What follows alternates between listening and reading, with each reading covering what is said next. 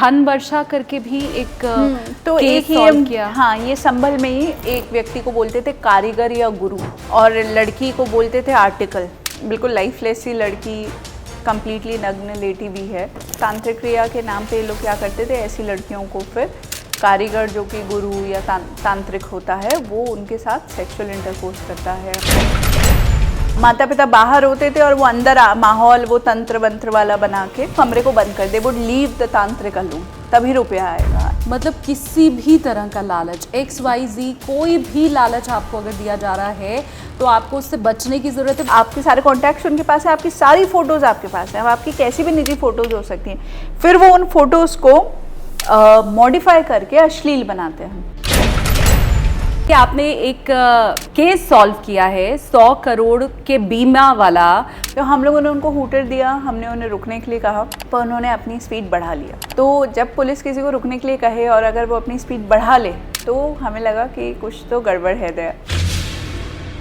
उन्होंने 15 लाख रुखसार के अकाउंट में डाल दिया। उसके पति असलम की मृत्यु हुई थी। पति की मृत्यु हुई थी लीवर खराब होने से एक्चुअली में, हाँ। पर उस पेपर में लिखा था कि हार्ट अटैक से डेथ हुई है। कोर्ट ने ये क्यों कहा कि आधार भी आपका पहचान पत्र नहीं है? एक व्यक्ति ने अपनी आधार में 21 वर्ष उम्र कम कराई थी। पता चला कि क्षेत्र में कुछ ऐसे गैंग सक्रिय हैं जो 2-3 हज़ार रुपये में आप जिस तरह का परिवर्तन चाहें आधार में वो करा सकते हैं। फिर उसमें एक व्यक्ति पकड़ा गया, शाहरुख और उसके अन्य साथी थे। अमन को जिसने मारा था उसी ने 2 साल पहले 2022 में एक सलीम नाम के व्यक्ति को मारा था जो ट्रांसजेंडर था। सलीम की मौत के बाद उन्हें 78 लाख मिले थे। तो इस गैंग ने सलीम को मार दिया था, अमन को मार दिया था, ये तीसरे को मारने वाले थे। लेकिन ये ओवरऑल 100 करोड़ तक जा सकता है, ये अनुमान फिर कैसे लगाया आप लोगों ने? 100 करोड़ तक तो गया है। तो आप अगर किसी भी दुकान पे जा रहे हैं सिम इशू कराने के लिए और वो आपसे आधार ऑथेंटिकेशन के लिए कहता है कि फिंगरप्रिंट लगाइए, और आप से फिर वो कहेगा भैया आया नहीं अच्छे से, एक बार वापस लगाना। एक्चुअली उसने इस प्रोसेस में 2 सिम जनरेट कर दिया। तो ये एम कवच ऐप है, इस पर आप थ्रेट एनालिसिस पे जाएंगे, अलाउ करेंगे, तो फिर उसके बाद ये इसने मेरा चेक कर चुका है। तो इसने, क्योंकि पहले मेरी एक मलेशियस ऐप बताई थी वो मैंने डिलीट कर दिया, तो likely risky and malicious app अब 0 है। टफ है एग्ज़ाम और आपको इतनी सारी पढ़ाई भी करनी है, सब देखना भी है, तो मतलब कैसे 24 घंटे में फिर क्या 18-20 घंटा पढ़ना पड़ेगा? टाइम की बजाय क्वालिटी पे फोकस करें, वीकली टारगेट्स अपने आप को दो और टारगेट मीट करने पे अपना फोकस ज़्यादा रखो। हॉबीज़ अगर हैं, डांस है, पेंटिंग है, फुटबॉल खेलते हैं, करिए। हेलो एवरीवन, अपनी कुर्सी की पेटी बांध लीजिए क्योंकि आप देखना शुरू कर चुके हैं टेक ऑफ विद एसकेटी यानी कि मैं शालिनी कपूर तिवारी।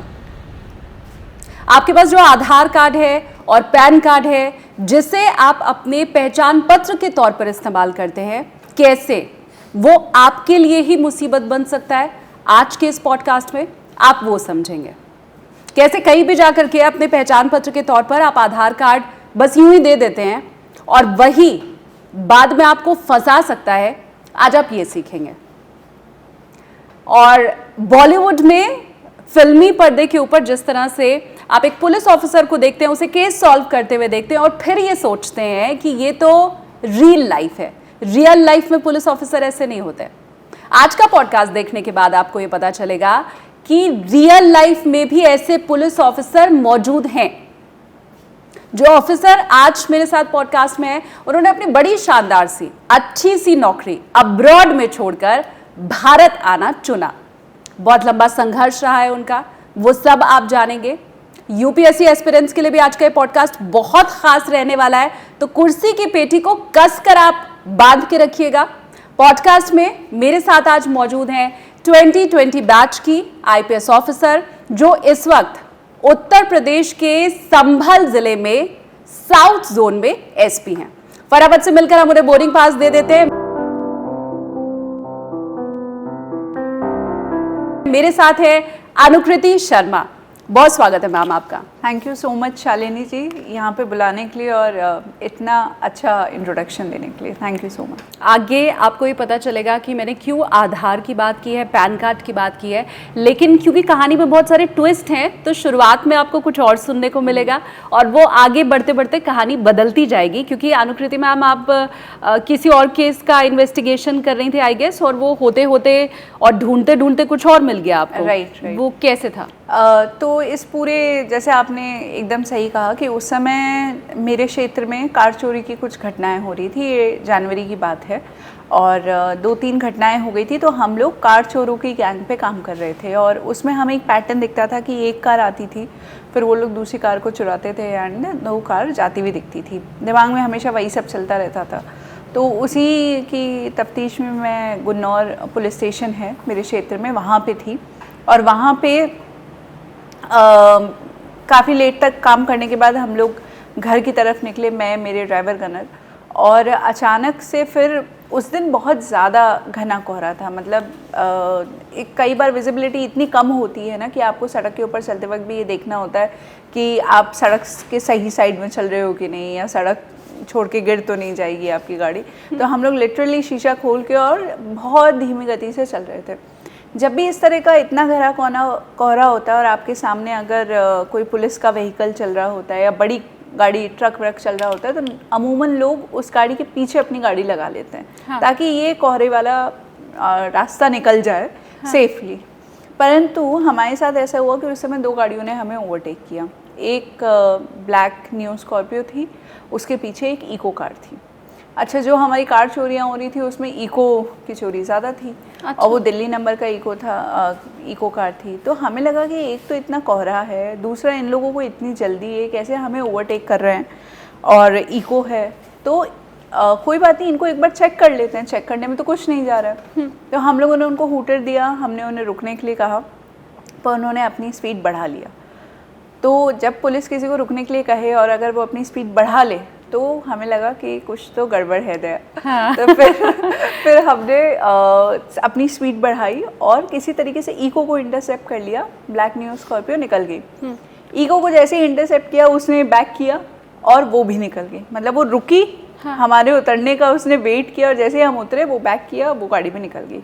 अब मुझे लगा कि ये लोग पक्का हमारे वही चोर हैं जिन्हें हम ढूंढ रहे हैं और हाँ। इनका रुकना ज़रूरी है। तो मैंने अपने एसएचओ को, जो क्षेत्र के थे एसएचओ हरीश कुमार, उनको कॉल किया। मैंने कहा 2 गाड़ियाँ आ रही हैं, हर हालत में इनको रोको, कैसे भी बैरियर लगाओ, कुछ भी करो। फिर उनका फ़ोन आया कि मैम मैंने ट्रक लगा दिया उस सड़क पे, कोई गाड़ी निकलेगी नहीं। और फिर थोड़ी देर बाद उनका मुझे फ़ोन आया कि मे बी फिंगर्स क्रॉस थी कि हम धीरे धीरे वहाँ तक पहुँचेंगे और किसी भी हालत में गाड़ी रुक जाए। फिर उनका फ़ोन आया कि मैम ब्लैक स्कॉर्पियो तो मिल गई है, इको गायब हो गई है। क्योंकि वहाँ पे बहुत पतले पतले छोटे छोटे गांव के रास्ते होते हैं, वो भी थे। वैसे वो सिंगल रोड थी। तो बोले कि मैंने यहाँ पे 2 सिपाही छोड़ दिए हैं और मैं जा रहा हूँ इको को ढूंढने। मैं कहा ठीक है। तो मैं फिर थोड़ी देर बाद वहाँ पे पहुँची और वहाँ पहुँचने के बाद 2 बंदे खड़े हुए थे। उनका नाम था अमित और ओमकारेश्वर मिश्रा, जो स्कॉर्पियो गाड़ी से निकले थे। उनसे मैंने पूछा कि तुम लोग यहाँ क्या कर रहे हो। मतलब और जब पुलिस हूटर दे रही है, रुकने के लिए कह रही है, तो तुम रुक क्यों नहीं रहे हो। तो बोलता है कि मुझे सुनाई नहीं दिया। अच्छा। तो हमने कहा वेरी नाइस, तुम्हें सुनाई नहीं दिया और तुमने स्पीड बढ़ा लिया अपना। हाँ। फिर तुम कहाँ से हो। तो बोले मैं बनारस से हूँ। तो बनारस से हो तो यहाँ क्या करो। बोले दोस्त को मिलने आया था। तो फिर किस दोस्त से मिलने आए थे। तो कुछ उसने, अरे मैं अमरोहा जा रहा है, ऐसे ऐसे बोलने लग गया। तो फिर हमने कहा कि ये ढंग से जवाब नहीं दे रहे, इनको पहले थाने लेके चलते हैं, वहीं इनसे बैठा के पूछताछ करते हैं। हम इनको थाने पे लेकर आए और थाने पे आने के बाद मैंने उनसे बोला अपना आई कार्ड वगैरह दिखाइए। अभी तक आप ये कार चोरी वाला केस सॉल्व कर रहे हैं? हाँ, कार चोरी, मतलब मुझे ऐसा लग रहा था। और जो बंदे मिले थे, अब ये इम्पोर्टेंट हो गया था कि भाई जब रुकने के लिए कहा तो तुमने स्पीड क्यों बढ़ाई। Why did you increase your speed. Police कह रही है रुकने के लिए और आप अपनी जगह पे सही हैं तो आप गाड़ी रोक लेंगे ना। पुलिस क्या पेपर एक बार चेक कर लेगी। पर आप तो स्पीड बढ़ा रहे हैं, आप पुलिस से भागने की कोशिश कर रहे हैं, तो कुछ तो करके बैठे होंगे आप। हाँ। फिर वो सही जवाब नहीं दे रहे थे। तो फिर जब मैंने ओमकारेश्वर को बोला अपना आई कार्ड दिखाओ, तो उसने बोला कि वो मेरे वॉलेट में है और मेरा वॉलेट मेरी गाड़ी में है। तो फिर मैंने अपने ड्राइवर गनर को बोला कि गाड़ी चेक करो इसकी और इसका वॉलेट लेकर आओ। तो जब मेरे ड्राइवर गनर उसको लेके गए और गाड़ी चेक किया और जब वो लौटे तो लौटे 11.5 लाख कैश और उसके वॉलेट के साथ। बोले मैम इसके तो गाड़ी में पैसों का थैला मिला है। हाँ। फिर मैंने इससे कहा कि पूछा ही कहाँ से आए इतने पैसे तुम्हारे पास, तो बोला कि 6 लाख तो मेरे खुद के हैं और 5 लाख मैंने एक व्यक्ति है रवि उससे लिए हैं अभी, सचिन ने रवि को दिए थे, मैंने रवि से लिए। तो मैंने कहा किस चीज़ के लिए? बोले हैं हमारे काम के हैं और कुछ प्रॉपर्टी के हैं। तो मैंने कहा रवि बता देगा, रवि वेरीफाई कर दे? बोले हाँ कर देगा। मैंने रवि को फ़ोन किया, मैंने कहा तुम्हारा दोस्त मिला है, तुम आओ अभी थाने, एक्सप्लेन करो ये इतना कैश कहाँ से आया। बोले ठीक है मैम मैं अभी आ रहा हूँ। फिर 10 मिनट हो गया, हमने वापस फ़ोन किया, कहाँ रह गए? तो उसका तो फ़ोन ही स्विच ऑफ। उस आदमी का 2 महीने तक फिर फ़ोन नहीं बंद खुला जब तक हमने उसे पकड़ नहीं लिया। रवि भी एब्सकॉन्डिंग हो गया था। ओमकारेश्वर मिश्रा के वॉलेट से हमें करीबन 19 डेबिट कार्ड्स मिले। 4 डेबिट कार्ड उसके नाम के थे, बाकी अधिकतर डेबिट कार्ड्स और लोगों के नाम पे थे। किसी का नाम बबीता था, धान सिंह था, नसीम जहाँ था। फिर मैंने कहा कि आप मेरे वॉलेट में मेरे डेबिट कार्ड होंगे, है ना, या फैमिली में मान लीजिए मेरे हस्बैंड का हो गया डेबिट कार्ड, हाँ। पर किसी भी 4 अलग अलग व्यक्तियों का डेबिट कार्ड मेरी जेब में क्या करेगा, राइट? तो हमने उससे पूछा कि ये किसके डेबिट कार्ड्स हैं? बोलता है मुझे नहीं पता ये डेबिट कार्ड मेरी जेब में कैसे आया। अरे तो फिर हमें लगा कि ये दिस इज़ समथिंग एल्स। फिर इनफॉर्मली, क्योंकि उस समय रात काफ़ी थी, पर मुझे पता लगाना था कि इसमें कितने पैसे हैं नहीं हैं। जो बैंकिंग सेक्टर के फ्रेंड्स थे उनको रिक्वेस्ट करके मैंने कहा बस मुझे इनका अकाउंट बैलेंस बता दो, किसी में 20 लाख हैं, किसी में 25 लाख है, इतना इतना पैसा तो उसके अंदर है अकाउंट्स में, 11.5 लाख आप कैश लेके घूम रहे हैं, है ना, करते क्या हो? तो उसके पास 2 आई कार्ड्स थे जिसपे उसका डेजिग्नेशन लगा हुआ था इन्वेस्टिगेशन ऑफिसर। तो क्या है इन्वेस्टिगेशन ऑफिसर? तो बोले मैम मैं क्लेम्स इन्वेस्टिगेट करता हूँ। जब इंश्योरेंस कोई बीमा पॉलिसी कराता है और किसी की मृत्यु हो जाती है तो वो क्लेम करता है। जब क्लेम करता है तो हम थर्ड पार्टी इन्वेस्टिगेशन कंपनीज़ को क्लेम का इन्वेस्टिगेशन मिलता है। कोई आदमी का बीमा पॉलिसी कराया, वो 1 ही साल में मर गया, तो इंश्योरेंस कंपनी को ये रहेगा ना कि भाई ये ऐसा तो नहीं है कि जब वो पॉलिसी ऑनबोर्डिंग के वक्त उन्होंने कुछ फैक्ट छुपाए, हो सकता है इसको बीमारी रही हो सकता है कोई और बात रही हो, क्योंकि कंपनीज़ को डिनाई करना होता है क्लेम, तो इन्वेस्टिगेशन कंपनीज हायर करते हैं।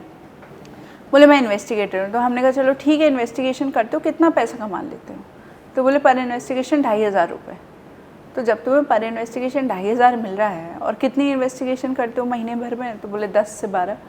तो 10 से 12 इन्वेस्टिगेशन करने वाला आदमी नई कार खरीद रहा है, मतलब इतनी महंगी कार है उसके पास, स्कॉर्पियो है, न्यू स्कॉर्पियो कार है तुम्हारे पास, वो भी नई कार थी, तुम्हारे पास 11.5 लाख कैश है, तुम्हारे पास दूसरे लोगों के डेबिट कार्ड्स हैं, तुम्हारे हर अकाउंट में इतना इतना पैसा पड़ा हुआ है, तो how do you explain that? फिर वो तो कॉपरेट नहीं कर रहा था। फिर उसके फ़ोन को हमने चेक किया तो उसके फ़ोन में जैसे एक व्यक्ति था सुभाष, उसके बीमा पॉलिसी के रुपए आए थे, तो ये लोग आपस में डिस्कस, मतलब जिससे चैट कर रहा था कि इस फलाना व्यक्ति के 10 लाख आ गए हैं इस पॉलिसी के, 5 लाख मैंने इसको भेज दिया, 2 लाख इसको भेज दिया, 1 लाख इसको भेज दिया, ऐसे। तो भाई अगर तुम इन्वेस्टिगेशन कर रहे हो, तुम्हारा काम है इन्वेस्टिगेशन रिपोर्ट सबमिट करना इंश्योरेंस कंपनी, तुम्हें इससे क्या फ़र्क पड़ता है कि नॉमिनी को पैसा मिला कि नहीं मिला? Why does that bother you? That is none of your concern. और तुम्हें पता कैसे चला कि उसका पैसा आया कि नहीं? और आया तो वो तुम्हारे हाथ में क्यों आया? तुम लोगों ने उस पैसे को आपस में क्यों बांटा? तो हमें लगा कि, और मेरे को तो तब तक इंश्योरेंस सेक्टर के बारे में कुछ भी नहीं पता था, मुझे नहीं पता था कि पॉलिसीज़ कैसे होती हैं, ये सारी चीज़ें मेरे लिए भी नहीं थी।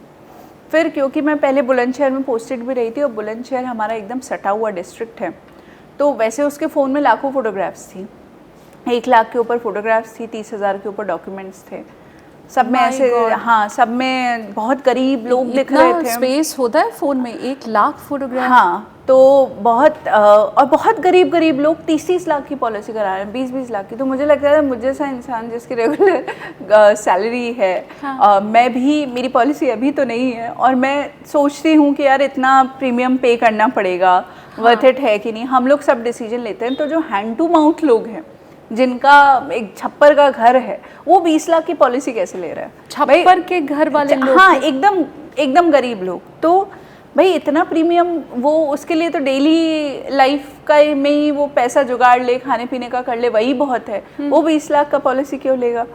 तो उसके अंदर वो लोग इस तरीके से, उनके फ़ोन में डिटेल्स थी कि SBI पॉलिसी रुखसार बुलंदशहर, सुभाष पॉलिसी बुलंदशहर। तो मुझे 2 केस मिल गए थे जो बुलंदशहर के थे, बुलंदशहर बगल में है। तो हमने सोचा कि सुबह सुबह हम सबसे पहले, क्योंकि टाइम हमारे पास कम होता है, हम ज़्यादा देर आदमी को रख नहीं सकते, तो कि इसको तुरंत वेरीफाई करा लेंगे टीम भिजवा के, क्योंकि जो फोटोग्राफ्स थी वो जियो टैग थी, उसमें एक्चुअली गांव का लोकेशन हमें दिख रहा था। तो और हमें पता था महिला कैसी दिखती है। तो वो बेसिकली सुभाष की डेथ हुई थी, तो उसकी वाइफ थी सुनीता, तो सुनीता की लोकेशन मिल गई थी। एक और रुखसार थी, उसके पति का नाम असलम था, तो उनकी पॉलिसी की डिटेल थी। और मैंने फिर कोशिश किया, ऑनलाइन नंबर्स वगैरह निकाले। एक ICICI का पॉलिसी था, एक SBI लाइफ का था। दोनों के नोडल को कांटेक्ट करके ये पॉलिसी नंबर्स उसके मोबाइल में मिल गए थे मुझे। तो मैंने उनसे पूछा कि इस पॉलिसी का हुआ क्या, आपने क्लेम सेटल किया? तो मुझे पता चला था कि अराउंड 10,20,000 रुपये सुनीता के खाते में ICICI ने डाले हैं। सुभाष नाम के व्यक्ति की पॉलिसी थी, पॉलिसी सेटल हो गई थी और सुनीता के खाते में गए हैं। इसी तरीके से रुखसार का ICICI SBI लाइफ का पॉलिसी था 20 लाख का, और 15 लाख का, उन्होंने 15 लाख रुखसार के अकाउंट में डाल दिए। उसके पति असलम की मृत्यु हुई थी। तो अब मेरे पास 2 स्टैटिस्टिक्स थी कि रुखसार के पास 15 होने चाहिए और सुनीता के पास 10.5 लाख होने चाहिए, क्योंकि इनको तो मिल गया है पैसा। अब हमने ये सोचा कि हम इनके पास जाएंगे तो हम पुलिस वाले नहीं बन के जाएंगे, क्योंकि लोग डर जाते हैं, शेयर नहीं करते हैं। तो हम बीमा वाले ही बन के गए। एक टीम रवाना किया सिवीज में, और उन्होंने जाके सुनीता को यूँ बोला कि हम फलाना बीमा कंपनी से आए हैं, हमने आपके खाते में 10.5 लाख रुपए डाले हैं बीमा के, क्या आपको मिले? तो वो बोली कि कौन सा बीमा, मैंने तो कोई बीमा नहीं कराया। तो हमने कहा आपको तो हमने 10 लाख डाले हैं, आपके पति की मृत्यु हो चुकी है ना? तो बोले हाँ मेरे पति की मृत्यु हो चुकी है। क्या हुआ था उनको? तो बोले वो शराब बहुत पीते थे, उनका लिवर ख़राब हो गया था, बहुत बीमार रहे थे। तो फिर हमने कहा कि जब आपको रुपए मिले ही नहीं तो आपने फ़ोटो क्यों खिंचाई है? तो ओमकारेश्वर के फ़ोन में हमें सुनीता की खूब सारी फ़ोटोज़ मिली थी, जिसमें उसने हाथ में पेपर ले रखा था कि मेरे पति की मृत्यु हार्ट अटैक से हो गई है और मुझे बीमा का पैसा दिया है। तो बोली कि मैं तो पढ़ी लिखी नहीं हूँ, मैं तो बस अपना हस्ताक्षर कर लेती हूँ, अपना नाम लिख लेती हूँ, मुझे नहीं पता इसमें क्या लिखा है। पति की मृत्यु हुई थी लीवर खराब होने से एक्चुअली में, हाँ। पर उस पेपर में लिखा था कि हार्ट अटैक से खराब हुई है, वो डेथ हुई है। तो हमने उससे पूछा ये क्या पेपर है? तो वो उसने बताया कि वो गाँव में हमारे आशा है नीलम, तो जब मेरे पति की तबीयत खराब थी तो वो 2-3 आदमियों के साथ आई थी। उसने कहा था कि एक सरकारी योजना है, तुम्हारे पति की इतनी तबीयत खराब है, इतना इलाज में खर्चा हो रहा है, कल को इनको कुछ हो जाएगा तो बच्चों का कैसे होगा? तो वो उसी ने कहा था कि सरकार योजना चला रही है तो मुझे पैसे मिल जाएंगे कुछ। तो इसलिए उसने मुझे आधार मांगा था, पैन मांगा था, कुछ जगह उसने अंगूठा लगवाया था, मतलब वो फिंगर ऑथेंटिकेशन कराया था। हाँ। उसी के लिए दिया था मैंने। तो मैंने कहा तुम्हें कुछ पैसा दिया? उसमें मेरी टीम ने पूछा कि कुछ पैसा आशा से मिला? बोले 20,000 रुपये मिले ना हम लोगों को। तो 10.5 लाख की पॉलिसी का एक्चुअली में सुनीता के हाथ में 20,000 आया था। सुनीता को ये नहीं पता था कि कोई पॉलिसी खुली है, सुनीता को ये जानकारी नहीं थी कि येस बैंक अनूप शहर ब्रांच में उसका खाता खुला है जिसमें एक्चुअली पैसा आया। हमने कहा कि तुम्हारे अनूप शहर ब्रांच वाले खाते में पैसे आए हैं। बोली मैं तो, मेरा कोई खाता नहीं है वहाँ पे। हमने कहा तुम्हारा तो खाता है। फिर हमने जब उसकी बैंक स्टेटमेंट निकाली, हाँ। तो बैंक स्टेटमेंट में दे रखा था सेल्फ चेक से पैसे निकले। सेल्फ चेक से तो सुनीता ही निकाल सकती है, हाँ। तो सुनीता तो कभी वहाँ गई ही नहीं, तो किसने निकाले? इसलिए हमने येस बैंक के वहाँ पे डिप्टी मैनेजर्स को जेल भेजा, क्योंकि वो लोग भी गैंग से जो सदस्य थे उन लोगों के साथ मिले हुए थे। फर्जी लोगों को गुमराह करके, उनका EKYC करके उन लोगों के खाते खुल रहे थे, हाँ। कि मतलब अंगूठा लिया किसी गवर्नमेंट स्कीम का बहाना बना के, बट इन दैट प्रोसेस उसका EKYC हो गया था, उसका येस बैंक अनूप शहर में खाता खुल गया था, उस खाते की पासबुक, डेबिट कार्ड, सब कुछ फ्रॉडस्टर्स के पास था। पॉलिसी खुल गई थी उसके पति की। इन्हीं लोगों ने क्लेम के लिए अप्लाई किया, इन्हीं लोगों ने इंश्योरेंस कंपनी के साथ साठगांठ करके अपने आप को इन्वेस्टिगेशन अलॉट कराई, ओके करके भेज दिया कि ये हार्ट अटैक से मरा है, और ये तथ्य सही है। हम लोगों ने इन्वेस्टिगेशन में यही पाया कि ये हार्ट अटैक से मरा है। जब क्लेम सेटल हो गया 10 लाख रुपए आया, वो इन लोगों ने निकाल के तुरंत, ये 2-3 दिन में उसको निकाल लेते थे, निकाल के इन लोगों ने आपस में सेटल कर लिया। एक मिनट, इसमें मतलब किसकी किसकी मिली भगत हुई? आशा वर्कर की? देखिए, गांव में सबसे पहले आशा वर्कर या प्रधान को पता चलता है कि गांव में कौन सा ऐसा व्यक्ति है जो कि जिसकी जल्दी मृत्यु होने वाली है बीमारी की वजह से। हाँ। उनको ये प्रलोभन देके उनके डॉक्यूमेंट्स वगैरह प्रोक्योर करते हैं। फिर गांव के कुछ सक्रिय लोग हैं जिन्हें आप नेक्सस के लोग कह सकते हैं, जो कि जाके चिकनी चुपड़ी बातों में उलझाते हैं लोगों को और उनसे डॉक्यूमेंट्स ले लेते हैं। फिर इसके अंदर संलिप्तता है बैंक कर्मियों की, क्योंकि वो लोगों को धोखे में रख के उनके खाते खुलवाते हैं और बाद में जब बीमा का पैसा आ जाता है तो सारे जो बैंकिंग एक्ट्स हैं उन सब की धज्जियाँ उड़ाते हुए वो उन सारे ऐसे चेक्स को ऑनर भी कर देते हैं और हर ट्रांजैक्शन पे कमीशन भी लेते हैं। बैंक कर्मियों की संलिप्तता है, इसमें इन्वेस्टिगेशन कंपनी शामिल थी कि जैसे जो ओमकारेश्वर मिश्रा था, ये ईस्ट इंडिया इन्वेस्टिगेशन के लिए और फर्स्ट सोल्यूशन सर्विसेज के लिए काम करता था। हमें है ये काम कर रहा है ईस्ट इंडिया इन्वेस्टिगेशन के लिए, पर हमें जो पैसे का ट्रांजैक्शन दिख रहा था वो ये दिख रहा था कि ओमकारेश्वर एक्चुअली अपने मालिक को पैसे भेजता था, 40,000 50,000। तो हमने कहा भाई तुम एम्प्लॉय हो, तुम्हें सैलरी मिलना चाहिए, तुम उल्टे पैसे क्या भेजते हो? हाँ। तो वो उसका भी शेयर था।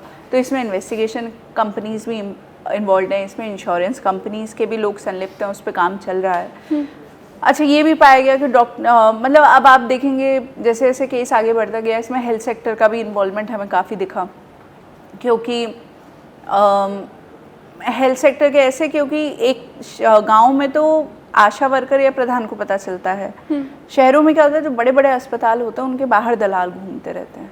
जैसे हमें जीबी पंत दिल्ली के केस में पता चला, वो दलाल लोग क्या करते हैं, उन्हें पता होता है कि कोई गांव का व्यक्ति आया है, कैंसर पेशेंट है, उसे बाहर ही पकड़ लेते हैं और फिर उसको बहला फुसला के वहीं पे उसका पॉलिसी कराने का काम शुरू कर देते हैं। तो इसमें कई तरह के लोगों का इन्वॉल्वमेंट है। बट ये मुझे बहुत नई जानकारी मुझे लग रहा है आपके ज़रिए मिली है, और हमें भी ये ख्याल रखना चाहिए, इस केस से कम समझ में आता है कि कोई आपके पास आकर के अगर आपको कह रहा है कि एक नई सरकारी योजना आई है या एक नई योजना आई है, सरकार सीधा खाते में पैसे डाल देगी, तो आपको जांचने परखने की ज़रूरत है कि ये बताने वाला कौन है, कौन आके कह रहा है। क्योंकि ऐसे तो फिर मैम ये केस तो आपने ठीक है सॉल्व कर लिया, लेकिन सरकारी योजना के नाम पे तो ऐसे किसी का भी आधार और पैन लिया जा सकता है। एक तो ये भी है, और दूसरा आपको ये समझने की जरूरत है कि जब जैसे सुनीता को पता ही नहीं था कि उसका अकाउंट खुला हुआ है, राइट। अब सुनीता की पॉलिसी फ्रॉडुलेंट है। ऐसे रुखसार के केस में रुखसार के भी 15 लाख रुपए आ गए थे, पर रुखसार को नहीं पता था, ना पॉलिसी के बारे में पता था, ना सेम स्टोरी, उसको 50,000 मिला था। तो सुनीता और रुखसार दोनों की पॉलिसी ऑनबोर्डिंग स्टेज से ही गलत है। मतलब शुरुआत से जो मरने वाले व्यक्ति है उनकी पॉलिसी नहीं होती, क्योंकि बीमा कंपनी पागल नहीं है ना, उसको वो कितना पे करेगी। तो कैंसर पेशेंट की नहीं, उस असलम का तो पूरा मुंह खुला हुआ था, उसको माउथ कैंसर था। तो अगर कंपनी के संज्ञान में आता कि ये गलत पॉलिसी है और हमने गलत पॉलिसी का पैसा पे कर दिया है, वो रिकवरी करते सुनीता से और रुखसार से, क्योंकि अकाउंट में पैसा गया है सुनीता और रुखसार के। हाँ। वो लोग जिन्हें कोई जानकारी नहीं है पॉलिसी की ना अकाउंट की, अल्टीमेटली रिकवरी भी उनसे होती और मुकदमा भी उनको झेलना पड़ता। तो आपको ये समझने की ज़रूरत है, मतलब मैं सब लोगों को बताना चाहूँगी कि इसमें एक और इम्पॉर्टेंट फैक्टर आया था कि जो सुनीता का अकाउंट और रुखसार का अकाउंट था, वो उनसे जो मोबाइल नंबर्स थे, मोबाइल नंबर से बैंक अकाउंट हमारा लिंक्ड होता है, वो मोबाइल नंबर इन दोनों महिलाओं के नहीं थे, वो किसी अन्य ही आदमी के थे। शुरू में तो हमें लगा कि ये भी फ्रॉडस्टर्स के मोबाइल नंबर हैं। उन लोगों को जब हमने तस्दीक किया, उनका कस्टमर एप्लीकेशन फॉर्म वगैरह निकाला, तो पता चला वो अलग गरीब लोग हैं जिनको या तो लालच दिया गया था 3-4 हज़ार रुपये का कि ये लो और अपने नाम पे एक सिम ला के दे दो, और उन्होंने खुशी खुशी रुपए के लालच में आके सिम ला के दे दिया। हाँ। या फिर हमें संलिप्तता दिखी POS point of sale agents की, जो सिम इशू करते हैं। तो आप अगर किसी भी दुकान पे जा रहे हैं सिम इशू कराने के लिए और वो आपसे आधार ऑथेंटिकेशन के लिए कहता है कि फिंगरप्रिंट लगाइए, और आप से फिर वो कहेगा भैया आया नहीं अच्छे से, एक बार वापस लगाना। एक्चुअली उसने इस प्रोसेस में 2 सिम जनरेट कर दिया, एक वो आपको दे देगा, एक वो आपका नाम का सिम ब्लैक में बेच सकता है, और बेचा ही इस केस में उन्होंने। तो आपको भी ये केयरफुल रहना है कि आप अगर किसी पॉइंट ऑफ सेल एजेंट पे जा रहे हैं, आदमी क्या कर रहा है अपने सिस्टम पे, 2 सिम इशू तो नहीं हो रही है, इसको लेकर थोड़ा अवेयर रहें। दूसरा, जितना भी अभी साइबर क्राइम में भी आप देखेंगे जो भी फ्रॉड्स हो रहे हैं, उन सब का आधार है म्यूल अकाउंट। म्यूल अकाउंट मतलब ऐसे ही जैसे सुनीता, रुखसार के जैसे बहुत गरीब लोगों को पकड़ना, उनको लालच देना, अलग अलग गवर्नमेंट पॉलिसीज़ का लालच देना, सस्ते लोन का लालच देना, और आपके नाम पे अकाउंट खुलवा के आपका पासबुक, डेबिट कार्ड वो लोग खुद ही रख लेते हैं कि भैया तुम्हें अगर 20,000 दिलवाने तो मेरे पास होना पड़ेगा, मेरे को आगे दिखाना पड़ेगा। बिल्कुल मत दीजिए। ये आपके अकाउंट को इस्तेमाल करते हैं पैसे इधर उधर करने के लिए, और कल को जब हम लोग पुलिस वाले इन फ्रॉड्स पे काम करते हैं, हम उन सारे अकाउंट धारकों को पकड़ते हैं जिनके अकाउंट में पैसा गया है। आप अकाउंट धारक हैं और आपको पता ही नहीं है कि आपका इस तरह का अकाउंट है और वो किस पर्पज़ के लिए यूज़ हो रहा है। तो इस बात को लेके भी मेरे को लगता है बहुत सतर्क रहने की आवश्यकता है। गवर्नमेंट की एक संचार साथी .gov.in करके एक वेबसाइट है, बहुत ही अच्छा इनिशिएटिव है। भारत सरकार I4C के माध्यम से कई ऐसे इनिशिएटिव्स ले रही है जिससे कि हम सब लोगों को साइबर फ्रॉडस्टर से बचाया जा सके। तो आप संचार साथी पे जाके आपके आधार पे कितनी सिम्स इश्यूड हैं वो हम सब लोग पता कर सकते हैं। वो मैं हाईली रिकमेंड करूँगी कि प्लीज़ उसको आप लोग ज़रूर देखिए। तो अनुकृति जी ने आपको बहुत अच्छे से समझाया कि कैसे किसी पर भी भरोसा नहीं कर लेना है, कि कोई भी आपके पास आता है वो चाहे आपका पैन मांगे, आधार मांगे, आपको नई पॉलिसी समझाए, और ज़रूरी नहीं है कि झांसा इसी फॉर्म में दिया जाए जो ये पहले केस हुआ है। हो सकता है आप बेरोजगार हैं, आपको कोई आकर के कहे कि सरकार नई पॉलिसी लेके आई है, अब आपके खाते में हर महीने 1,000 रुपया आएगा, तो भाई गरीब आदमी सोचेगा हर महीने 1,000 रुपया मिलेगा। बिल्कुल। अब इसमें मुझे आप ये बताएं, क्योंकि आपने कहा कि अगर कोई 2 बार आपका थंब इम्प्रेशन ले, ये बोल के कि ठीक से नहीं आया, एक और बार अपना अंगूठा लगाइए, तो ये मैं दूसरों की बात क्या कहूँ, अगर मैं सिम लेने गई हूँ और मुझे ही वो कह रहा है कि 2 बार आप अंगूठा लगाइए, तो मैं तो लगाऊंगी ना, मैं उससे बहस थोड़ी करना शुरू कर दूंगी। बहस नहीं करेंगे, पर हमारा अधिकार है, हम कहेंगे दिखाओ स्क्रीन पे क्या कर रहे हो। मतलब केयरफुल रहने की आवश्यकता है। अगर वो आदमी ये समझ जाएगा, हम लोग कई बार क्या होता है मोबाइल में लगे होते हैं, ध्यान नहीं दे रहे होते हैं कि सामने वाला व्यक्ति क्या कह रहा है, तो थोड़ा अलर्ट रहने की आवश्यकता है। और जो वेबसाइट आपने बताई उस पे संचार साथी पे आप ज़रूर चेक करिएगा। एक और इम्पॉर्टेंट, इसी केस के ज़रिए हमें और भी बहुत सारी चीज़ें पता चली। 2 चीज़ें मैं और बताना चाहूँगी, अवेयरनेस के लिए बहुत ज़्यादा ज़रूरी है। देखिए, अगर हमने इस केस में इसी में एक केस ऐसा आया कि जिसके अंदर एक व्यक्ति ने अपनी आधार में 21 वर्ष उम्र कम कराई थी। मतलब वो एक्चुअली वॉज 1955 बॉर्न, और उसने अपने आप को 1970 बॉर्न दिखाया, और उसका पर्पस ये था 1976 बॉर्न, और वो ये इसलिए कराया क्योंकि प्रधानमंत्री जीवन ज्योति बीमा योजना में अगर आप 50 वर्ष से ऊपर के हैं तो आप आवेदन नहीं कर सकते। तो उस व्यक्ति की मृत्यु होने वाली थी, तो उसके लड़के को लगा कि ये तो पापा के नाम पे थोड़ा फ़ायदा उठाया जा सकता है, तो उसने पहले उनकी 21 वर्ष उम्र कम कराई, उन्हें 49 ईयर्स का बनाया, और फिर PMJJY के लिए आवेदन किया। पिता डेथ बेड पे थे ही, उनके मरने के बाद PMJJY का लाभ ले लिया। इम्पॉर्टेंट पॉइंट ये था कि किसी व्यक्ति की 21 वर्ष आधार में उम्र कम कैसे हो गई। हाँ। जब हम लोगों ने पता किया, इस केस पे काम किया, तो पता चला कि क्षेत्र में कुछ ऐसे गैंग सक्रिय हैं जो 2-3 हज़ार रुपये में आप जिस तरह का परिवर्तन चाहें आधार में वो करा सकते हैं। और वो आधार सेवा केंद्र भी नहीं था। मतलब आपको, मुझे, और हम सभी को अगर आधार में कुछ चेंज कराना है अपना, तो जैसे एड्रेस में आप अपने से कर सकते हैं, अपने आप नाम में परिवर्तन कर सकते हैं, आपको कुछ प्रूफ देना पड़ेगा, but DOB, date of birth जैसा महत्वपूर्ण चेंज, ये आपको आधार सेवा केंद्र पे जाना होगा, और वहाँ मिनिमल फीस होती है, आई थिंक 25 रुपये या 50 रुपये होती है, उससे ज़्यादा पैसे नहीं लगते हैं। आप आधार सेवा केंद्र पे जाइए, अपने मूल डॉक्यूमेंट दीजिए, और उसके बेसिस पे आप जो परिवर्तन चाहते हैं वो हो जाएगा। परंतु ये लोग क्या कर रहे थे, ये लोग फोर्ज डॉक्यूमेंट बना रहे थे। जैसे उन्होंने उस व्यक्ति पंचम सिंह का नकली बर्थ सर्टिफिकेट बनाया, और भरतपुर का उसको पैदा होना दिखाया, और वो लगा के, और they were able to get it done. उस केस की डिटेल में मैं नहीं जाऊंगी, वो अनदर 1 घंटे का नहीं तो पॉडकास्ट हो जाएगा। हाँ। बट इससे हमें ये सीखने की ज़रूरत है, और आप सभी लोगों को, कि कोई अगर क्षेत्र में आधार सेवा केंद्र कोई डोर टू डोर सर्विसेज नहीं दे रहा है। सबसे पहली बात, घरों में लड़के आके आधार में परिवर्तन नहीं करते हैं। आधार सेवा केंद्र हैं, अलग अलग जगह पे खुले हुए हैं। बाकी जो सुविधा है वो आपके मोबाइल पे ही है। आप आपको आपका जो आधार नंबर से जिस मोबाइल नंबर से लिंक्ड है उस पर OTP वगैरह आता है, आप अपना लॉगिन करके देख सकते हैं। और एड्रेस, जैसे मैंने बताया, एड्रेस के लिए चेंज करवाना है नाम के लिए, वो आप खुद से कर सकते हैं। अच्छा, ये सुनीता रुखसार वगैरह के केसेस में इन लोगों के आधार में एड्रेस बदल गए थे, इनको नहीं पता था, क्योंकि इन्होंने क्या किया था, फ्रॉडस्टर्स ने, कि इनके मोबाइल नंबर लिंक थे आधार से। तो जब ये पॉलिसी शुरू करवाने गए तब इन्होंने कहा दीदी अपना मोबाइल देना, थोड़ा सा कुछ चीज़ें डॉक्यूमेंटेशन करना है। और उसी में एक OTP इन्होंने आधार पे बेसिकली लॉगिन किया, OTP आया उनके फ़ोन पे, वो OTP डाला और एड्रेस प्रूफ लगा दिया और एड्रेस चेंज कर दिया। महिला को पता भी नहीं चला। सुनीता यहाँ की रहने वाली है, उसका एड्रेस कर दिया दिल्ली का।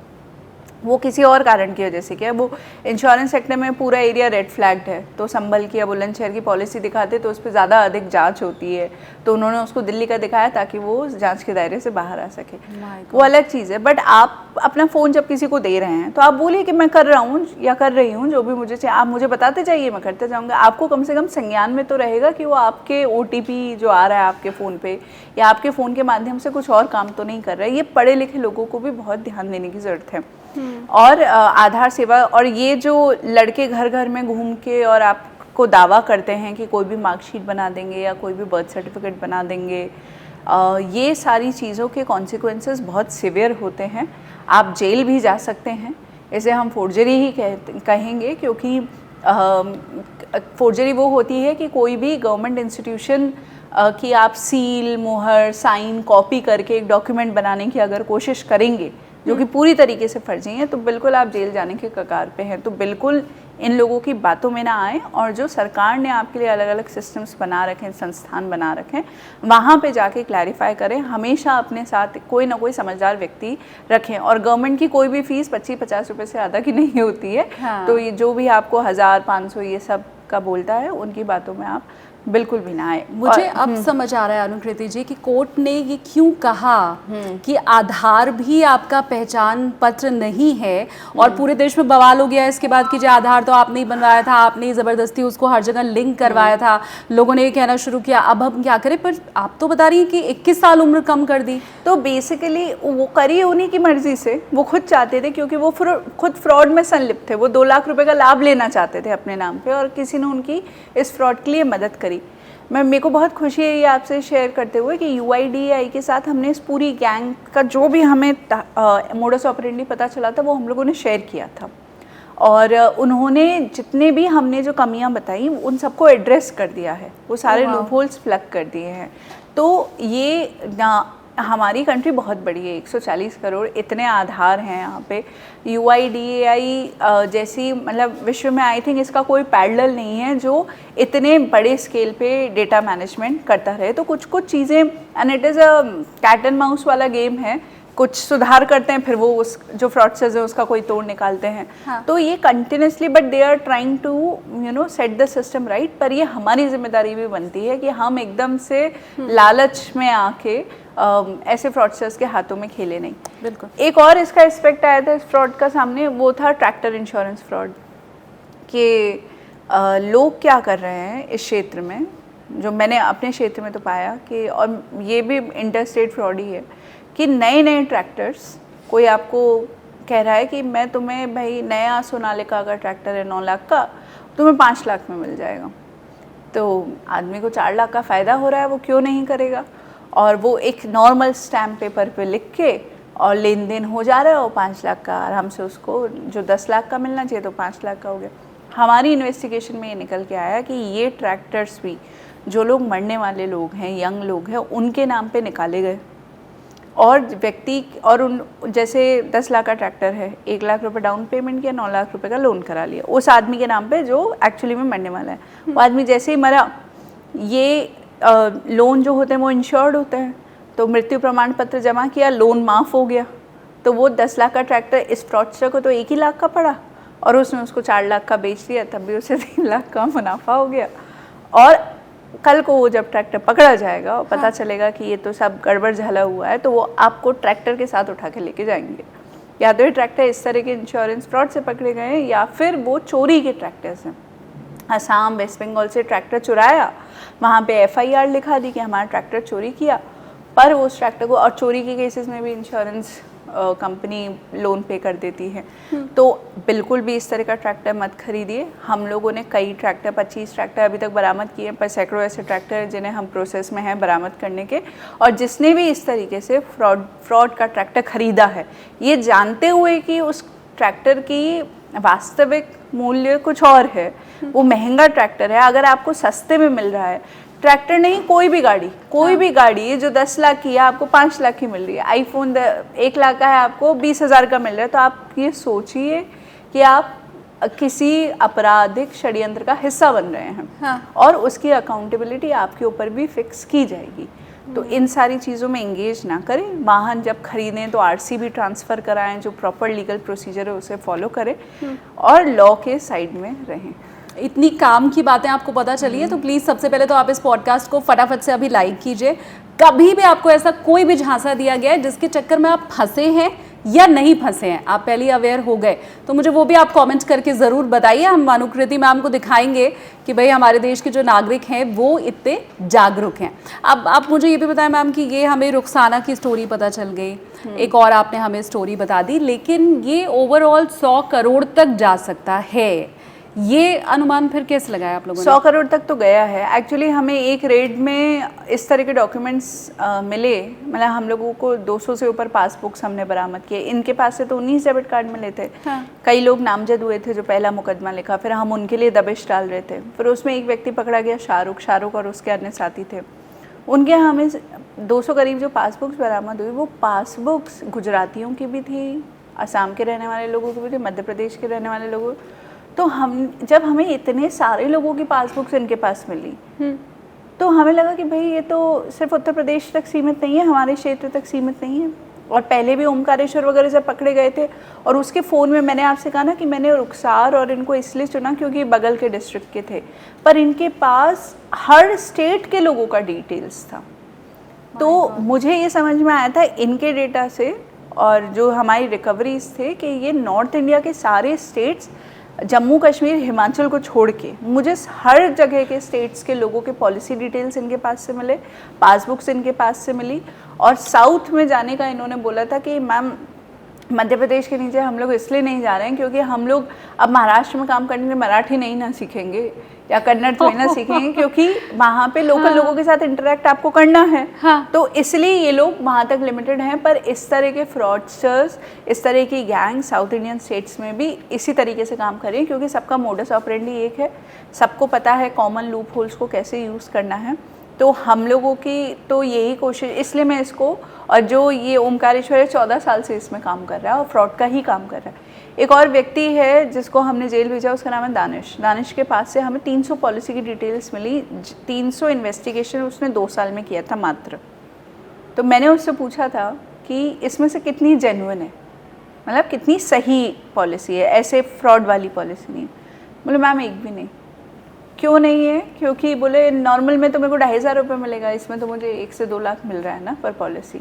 तो जब एक व्यक्ति 2 लाख 300 इन्वेस्टिगेशन, 300 केसेस 2 साल के अंदर करा है, 68 लोगों को हमने जेल भेजा है, 12 से ज़्यादा स्टेट्स में ये है, 10 साल से ऊपर चल रहा है, तो इट इज़ ह्यूज।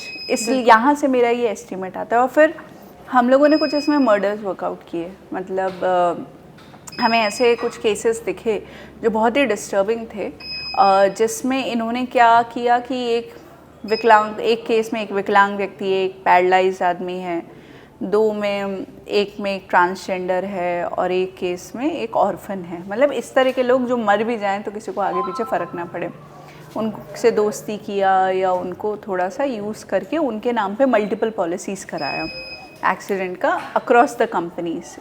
तो जैसे दरियाब नाम का एक व्यक्ति है, वो विकलांग था, तो जब उसका पॉलिसी डिटेल्स हमने निकलवाया तो उसके नाम पे 58 लाख का पॉलिसी हम लोगों को मिला, और दरियाब की एक्सीडेंट में डेथ हुई थी। तो हमने ये देखा कि 3-4 महीने में उसकी करीबन 7 पॉलिसी हुई है, और फिर वो उस आदमी की अचानक से एक्सीडेंट में मौत हो जा रही है, और कंप्लेन ये लिखाई हुई है कि अज्ञात वाहन इस आदमी को टक्कर मार के चला गया और ये मर गया। और फिर बाद में ये लोग उस इंश्योरेंस का क्लेम कर रहे थे। तो जब मेरे को ये इंश्योरेंस वाला समझ में आने लग गया तो मुझे फिर ये सस्पिशियस लगा। और एक और कंपनी के इन्वेस्टिगेटर हैं टाटा AIG के, उन्होंने भी मुझसे आके कहा था कि हमें तो पुलिस को तो पता नहीं कि बीमा हो रखा है, हमें तो ये पता है कि अज्ञात वाहन किसी आदमी को टक्कर मार के गया, अब हम लोग CCTV देखने में लग जाएंगे, हम उस वाहन को ढूंढेंगे, हम उसको पकड़ेंगे। पॉलिसी एंगल अभी तक पुलिस के दिमाग में था नहीं। हाँ। तो पर कंपनी को पता है, क्योंकि कंपनी के पास क्लेम आता है, लोग अप्लाई करते हैं, तो कंपनी को पता चला कि हमारे पास क्लेम आया है, तो वो अपना इन्वेस्टिगेटर भेजे फील्ड पे। तो जो फील्ड पे इन्वेस्टिगेटर आया उसको ये एहसास हुआ कि ये आदमी विकलांग है, पैर से और ट्राईसाइकिल से चलता है, पर इसका एक्सीडेंट अपने गांव से 27 किलोमीटर दूर हुआ है और वहाँ उसकी ट्राईसाइकिल भी नहीं मिली है। हाँ। उन्होंने कहा मैम ये सस्पिशियस लग रहा है। फिर मैंने वो केस FR हो चुका था, पुलिस ने ख़त्म कर दिया था क्योंकि अज्ञात वाहन तस्दीक नहीं हुआ था। उसको देखा तो उस आदमी के हेड इंजरीज बहुत मिली और आई वॉज वेरी श्योर कि ये मर्डर है, दिस इज़ नॉट एक्सीडेंट। फिर उस केस को और वापस हमने रीओपन कराया, जितने भी नंबर्स मैंने सारी कंपनी से पॉलिसी डिटेल मांगी, उसमें जो common numbers, common bank accounts निकाल के आए। फिर हम लोगों ने चिन्हित किया कुछ लोगों को और वो it turn out to be जैसे एकदम कोल्ड ब्लडेड मर्डर की परफेक्ट डेफिनेशन। क्योंकि कोई आदमी 4 महीने से, कुछ लोग सोच रहे हैं कि इस आदमी को हमें 4 महीने बाद मारना है, पहले उसके नाम पे कई पॉलिसी कराई, फिर 1 फाइन डे उसको ले जाके मारा। उन्होंने उसको मारने के लिए एक असैसिन भी हायर किया 50,000 रुपये में, जो पहले भी मर्डर कर चुका था और अपील पे इस समय बाहर था, अपील पे, बेल पे। तो ये, और फिर जब ये वर्कआउट हुआ मर्डर, फिर और अज्ञात वाहन से डेथ के केसेस देखने लगे। एक केस अमन का निकल के आया, अमन की भी इसी तरीके से ब्रूटली हत्या की गई थी, उसका हथौड़े से सर फोड़ा गया था। अमन को जिसने मारा था उसी ने 2 साल पहले 2022 में एक सलीम नाम के व्यक्ति को मारा था जो ट्रांसजेंडर था। सलीम की मौत के बाद उन्हें 78 लाख मिले थे। तो इस गैंग ने सलीम को मार दिया था, अमन को मार दिया था, ये तीसरे को मारने वाले थे। तो हमें ये समझ में आया कि ये तो एक एक केस, एक एक आदमी 1-1 करोड़ का है या कई करोड़ का है। ठीक है। अभी भी हमारी इन्वेस्टिगेशन चल रही है, हमारे पास कुछ ऐसे मामले हैं, फिर बहुत छोटा हाँ है। तो इसलिए मैं कहती हूँ कि ये बहुत ही कंजर्वेटिव एस्टिमेट है। ये तो वो केसेस हैं जो कि मुझे अभी तो एक बात को वो भी होता है, डर लगता है कि अगर मैं सारे अननोन व्हीकल से जो एक्सीडेंट के डेथ के केसेस हैं उनको निकाल के अगर इन्वेस्टिगेशन शुरू करें तो हो सकता है कई इस तरह के जो मर्डर्स हैं कई सारे निकल के आ जाए, क्योंकि हम उन्हें आज तक मान के चले थे वो एक्सीडेंट्स हैं, पर वो तो एक्सीडेंट्स हैं ही नहीं। तो इसलिए हम लोग को पुलिस इन्वेस्टिगेशंस में भी आई एम वेरी हैप्पी कि जो हमारे सीनियर्स हैं they have received it very positively, और हम लोग भी अपनी इन्वेस्टिगेशन को अब रिफॉर्म कर रहे हैं, मतलब उसमें ये इंश्योरेंस वाला एंगल भी हम जोड़ रहे हैं ताकि ऐसा कोई भी मर्डर हमारी आंखों के सामने से मिस ना हो जाए। तो it is a lot of learning for all of us. पर मैं सलाम आपको करती हूँ अनुकृति जी, क्योंकि हमने आज तक यही सुना है, एक जो छवि पुलिस वालों की बनाई गई आम लोगों के दिमाग में कि उनकी तो मंशा रहती है कि फाइल क्लोज कर दो, क्योंकि हमारे पास इतना सारा काम है, एक पुलिस ऑफिसर के ऊपर इतना बर्डन है कि उनकी कोशिश रहती है फाइल क्लोज कर दो। और क्लोज्ड फाइल को अगर आपने खोला और खोल के उसको इन्वेस्टिगेट किया, वो भी एक ऐसे शख्स का जिसका परिवार नहीं लड़ रहा था उस चीज़ के लिए, या बहुत बड़ा आंदोलन नहीं हुआ था जिस चीज़ के लिए, और इतना बड़ा घोटाला अगर सामने आता है, तो वाकई सलाम है ऐसे पुलिस वाले को। और आगे आपको ये भी पता चलेगा कि अनुकृति जी का वो हौसला था जो उन्हें भारत लेकर के आया, और अब तो मुझे दिखाई भी दे रहा है कि आपने अगर अमेरिका में ये सोचा था कि इंडिया जाना है, तो आप कितनी तब्दीली यहाँ आके कर रही हैं। मैं उस पॉइंट के ऊपर भी आगे आऊँगी, यूपीएससी एस्पिरेंट्स के लिए भी बहुत सारे सवाल मेरे मन में हैं, लेकिन एक केस आप मुझे और बता रही थी जो हमारी ऑफ कैमरा जिस समय बात हुई थी, और आपने मुझे बताया था कि धन वर्षा करके भी एक तो केस एक सॉल्व किया। हाँ, ये संभल में ही, और उसी में इंश्योरेंस फ्रॉड में भी एक और मैं पॉइंट ऐड करना आप लोगों के लिए कि जब इस पे हमने काम किया, इसमें हमने 22 से ऊपर FIR कराए हैं इस समय। तो लोगों का, मेरे को जो जनरल पॉपुलेशन है उसका आके वो लोग आके ये कह रहे हैं, अरे मैम ये आदमी तो बहुत जल्दी 4-5 पिछले साल में इसकी वेल्थ बहुत बड़ी थी, इसने अपना इतना बड़ा मकान बना लिया, 2-2 गाड़ियाँ खरीद ली, हमें तो पता था कि ये गलत काम कर रहा है, नहीं तो इतना पैसा कहाँ से आएगा। तो अगर आपको पता है कि कोई गलत काम कर रहा है, अचानक से किसी के पास बहुत सारा पैसा आया है, या आपकी भी नैतिक जिम्मेदारी बनती है कि आप किसी भी तरीके से इस बात को गोपनीय रूप से, या फिर अब तो ट्विटर है, पुलिस ट्विटर पे इतना रिस्पॉन्सिव है, हमारे संज्ञान में लेकर आएँ। तो एटलीस्ट इन लोगों पे हम लोग गोपनीय तरीके से जांच तो शुरू कर पाएंगे। आप सुनेंगी ऐसे लोगों की? मैं तो सुनती हूँ और यूपी पुलिस भी सुनती है। अगर आप यूपी पुलिस को टैग करके ट्वीट करते हैं तो दे आर वेरी रिस्पॉन्सिव, इसको हम लोग बहुत सीरियसली लेते हैं। हमने देखा तो please this is our collective responsibility citizens की भी। मैं फिर से पूछूंगी कि अगर मेरे पड़ोस में, जैसे आपने बताया कि वो बेचारा एक केस सॉल्व करने का मिलता तो 2,500 था, लेकिन स्कॉर्पियो गाड़ी में घूम रहा है, 11 लाख रुपया कैश निकला है गाड़ी से, तो ऐसा कोई मेरा व्यूअर जो आपको सुन रहा है यूपी का ही हो, अड़ोस पड़ोस में ऐसा उसके कोई शख्स हो और वो किसी भी जरिए से आप तक ये बात पहुंचाए, तो आप भी सुनेंगी, यूपी पुलिस भी सुनेगी? हम जैसे इन्होंने शुरू में कहा था कि बहुत कंप्लेंट्स होती हैं, बट कोशिश लगातार ये रहती है कि कोई भी कंप्लेन ऐसा ना हो कि अनएड्रेस चली जाए।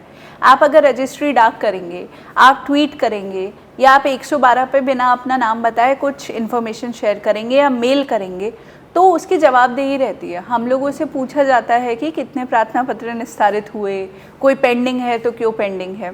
तो आप भेजेंगे तो उस पर जांच देर सवेर हो ही जाएगी। हो सकता है कि मतलब इंश्योरेंस फ्रॉड के लिए तो मैं कह सकती हूँ आप लोग मुझे मेल कर सकते हैं, आप लोग मुझे ट्विटर पे मैसेज कर सकते हैं, जहाँ आपको जो इनपुट देना है। पर्सनल तो IPS_अनुकृति_शर्मा@gmail.com, मैंने एक नया ईमेल आईडी अलग से बना लिया है, तो आपको कोई इनपुट देना है तो आप बिल्कुल दे सकते हैं। बट मैं फिर भी, और ये भी आप कर सकते हैं कि आप हमारे जो ऑफिसर्स हैं वो रिस्पॉन्सिव हैं, तो आप SP लेवल के ऑफिसर या एडिशनल SP लेवल के ऑफिसर से जाके मिलें व्यक्तिगत रूप से। ऐसा नहीं है कि आपकी जो आप चाहेंगे कि गोपनीय रखी जाए पहचान तो उसको जग जाहिर कर देंगे, नहीं करेंगे। बट मेरे को ऐसा लगता है कि बताना तो चाहिए। अगर हो सकता है टाइमली कुछ लोग हमें इनपुट देते तो कुछ लोगों की जान बच जाती। हमें लोगों को सही, क्योंकि जिन्होंने सलीम को मारा था 78 लाख रुपए आए थे उनके पास, उन्होंने 12 गांव का भंडारा किया था। मतलब उनको ये था कि हम थोड़ा सा पाप धुल भी लें अपना। हाँ। तो उन्होंने 12 गांव का भंडारा किया है। गांव में सबको ये पता था कि कुछ तो इनकी बड़ी कमाई हुई है। तो आप इस भी चीज़ को बताएंगे तो वो हम लोगों को भंडारे में पूरी खा के ना आ जाए पुलिस को बताएं कि भंडारा चल रहा है। हाँ, कि मतलब कुछ तो गड़बड़ हुआ है ना। हाँ। क्योंकि नैतिक कार्यों से और आप सही सीधी सड़क पे चल रहे हैं तो पैसा कमाना बहुत मेहनत का काम है। You have to work really hard to earn good money. तो भाई टायर पंचर बनाने वाले के बेटे थे ये सचिन वगैरह, इन लोगों का नोएडा में अल्फा 1 में बड़ी बड़ी कोठियाँ हैं। कैसे आया इतना वेल्थ? इसलिए आया क्योंकि एक एक केस में 20-20, 30-30 लाख मिल रहा है। और लोन किसी भी नॉन सैलरीड एम्प्लॉय को तो ऐसे लोन तो नहीं मिल जाता है। बिल्कुल। तो कैसे बन रहे हैं इतने बड़े बड़े घर? तो it is a collective responsibility of everyone to bring this to a notice. मैं ये तो अश्योर नहीं कर सकती कि सब लोग कार्रवाई करेंगे, बट आई एम श्योर कि कहीं ना कहीं तो ये नोटिस में आएगा। और कई जरिए भी आपको बता दिए हैं अनुकृति मैम ने। उन्होंने अपना पर्सनल ईमेल आईडी आपको दे दिया है, 112 नंबर पे आप फ़ोन कर सकते हैं, 112 पे ये आपको बता दिया है। आप खुद जा करके आपका जो लोकल एरिया है वहाँ के जो पुलिस ऑफिसर हैं उनसे मिलिए, गोपनीय रखी जाएगी आपकी पहचान, ये भी उन्होंने बता दिया है। 1930 पे भी बता सकते हैं और cybercrime.gov भी है। जैसे cybercrime.gov वैसे साइबर क्राइम की श्रेणी में नहीं आएगा, बट वहाँ पे आप जाके कर दीजिए कंप्लेन कि इस तरीके का मेरे को लगता है कि ये लोग, जैसे जो हमारे क्षेत्र में एक लाइन पार कॉलोनी बोलते हैं, उससे लाइन के पार की कॉलोनी, लोग बोलते हैं लाइन पार पूरी कॉलोनी बीमा का काम करती है। आप दे दीजिए वो इन्फॉर्मेशन, देखेंगे हम लोग उस पर क्या। और ये मैं सिर्फ बीमा और इन सब की बात नहीं कर रही हूँ, जितने मतलब मेरे को ऐसा मानना है मेरा कि पब्लिक सबसे अच्छी इन्फॉर्मर होती है। उनको सब पता होता है कहाँ ड्रग्स मिल रहे हैं, कहाँ पे गलत काम हो रहा है। तो आप लोग ही हमारे आँख नाक कान हैं। अगर आप लोग हमें बताएंगे तो इट विल हेल्प अस कि जो लोग असामाजिक लोग हैं, समाज का खराब चाहते हैं, आपके बच्चों का खराब चाहते हैं, उन सब पे हम एक्शन ले पाए। बाद में जो आपको इन्फॉर्म करने वाला है उसे तो परेशान नहीं किया जाएगा। नहीं, हम तो हमेशा ये सुनते हैं कि सड़क चलते अब तो लोग किसी की मदद इसलिए नहीं करते हैं, एक्सीडेंट हो गया है, कोई सड़क पे पड़ा हुआ है, उसे इसलिए हॉस्पिटल नहीं ले जाते हैं, क्योंकि पहला डाउट पुलिस आपके ऊपर ही करेगी, आपसे ही पूछेगी कि जी तुमने इसको कहाँ पे देखा, 4 बार पूछेगी, क्योंकि काम है पूछना। अब आपको अगर कोई व्यक्ति मरा हुआ मिला या घायल मिला तो हम पूछेंगे तो है है ही। हाँ। और पर इसके लिए हम इतने इनसेंसिटिव हो जाएं कि वो आदमी मर रहा है तो हम वीडियो बना रहे हैं, या हम बस एम्बुलेंस के आने का वेट कर रहे हैं। देखिए, गुड सैमरिटन करके एक योजना सरकार इसलिए लेकर आई है कि ऐसे अच्छे लोग समाज में जो एक्सीडेंट विक्टिम्स की गोल्डन आवर में मदद करते हैं, मतलब एक्सीडेंट होने के 1 घंटे के भीतर उनको हम सम्मानित करते हैं। तो अब नैरेटिव भी चेंज हो रहा है। तो प्लीज़ मेहनत करने की जितनी अपॉर्चुनिटीज़, मेहनत क्या, मदद करने की जितनी अपॉर्चुनिटी मिल रही है आपको, प्लीज़ खुल के मदद कीजिए। एंड जब तक हम लोग सब मिलके काम नहीं करेंगे, I think crime control effective हो सकता है अगर सब लोग मिलके काम करें तो। आपके जैसी ऑफिसर रहेंगी, मैं दिल से ये बात कह सकती हूँ, तो हम सब शायद हौसला कर भी पाए, क्योंकि आप जितना जेन्युइन तरीके से लोगों को समझा रही हैं, बता रही हैं। आई गेस आपका पहली जो ट्रेनिंग समथिंग कुछ थी, आपने उसमें ऐसा कुछ किया था कि पुलिस आपकी दोस्त है? और यस, तो मैं स्ट्रॉन्ग बिलीव करती हूँ इसमें, कम्युनिटी पुलिसिंग में। हाँ। क्योंकि आप हमारे देश का पुलिस टू पीपल का अगर रेशियो देखें तो 1 लाख पे वैसे तो आई थिंक 132 है, 1 लाख पे 132, पर दैट इंक्लूड्स हमारा ऑफिस का स्टाफ, हमारे ड्राइवर, गनर, वो सब उसमें शामिल हैं। तो ऑन फील्ड ऑफिसर्स तो 70-72 निकल के आता है देश का एवरेज। 1 लाख आदमी पे 70-80 पुलिस अब वाले। आप सोचिए, वही पुलिस, उसी पुलिस को एक्सीडेंट पे रिस्पॉन्ड करना है, रेप की घटना हो रही है उस पर, चोरी हो रही है उस पर भागना है, सब पे भागना है। तो वो आदमी ओवर स्ट्रेस्ड है इतने बड़े एरिया में। तो बिना आपके सहयोग के तो हम पुलिसिंग नहीं कर पाएंगे। तो अगर जनता मैंने कहा कि बेस्ट इन्फॉर्मर होती है, उनको सब पता होता है कहाँ क्या हो रहा है। दूसरा, लॉ एंड ऑर्डर जब भी बिगड़ता है या बिगड़ने वाला होता है, टेंशन होने वाली होती है सोसाइटी में, तो लोगों को पता होता है कि मीटिंग्स हो रही हैं, कुछ पक रहा है, ये सारी चीज़ें। तो आप लोग हमें बता सकते हैं टाइमली, ताकि हम उस चीज़ को प्रिवेंट कर पाएँ। ट्रैफिक वगैरह में तो कहने की बात ही नहीं है, सब लोग अपने सीधे हेलमेट लगा के अपनी अपनी लेन में चलने लग जाए तो प्रॉब्लम होगी ही नहीं। हाँ। और एक और बहुत इम्पॉर्टेंट पॉइंट, जो उसका अभियान का नाम था पुलिस माय फ्रेंड, इसको मैंने बुलंदशहर में भी जारी रखा, मैं संभल में भी उसे करती हूँ, पर इस केस की वजह से थोड़ा कम हुआ।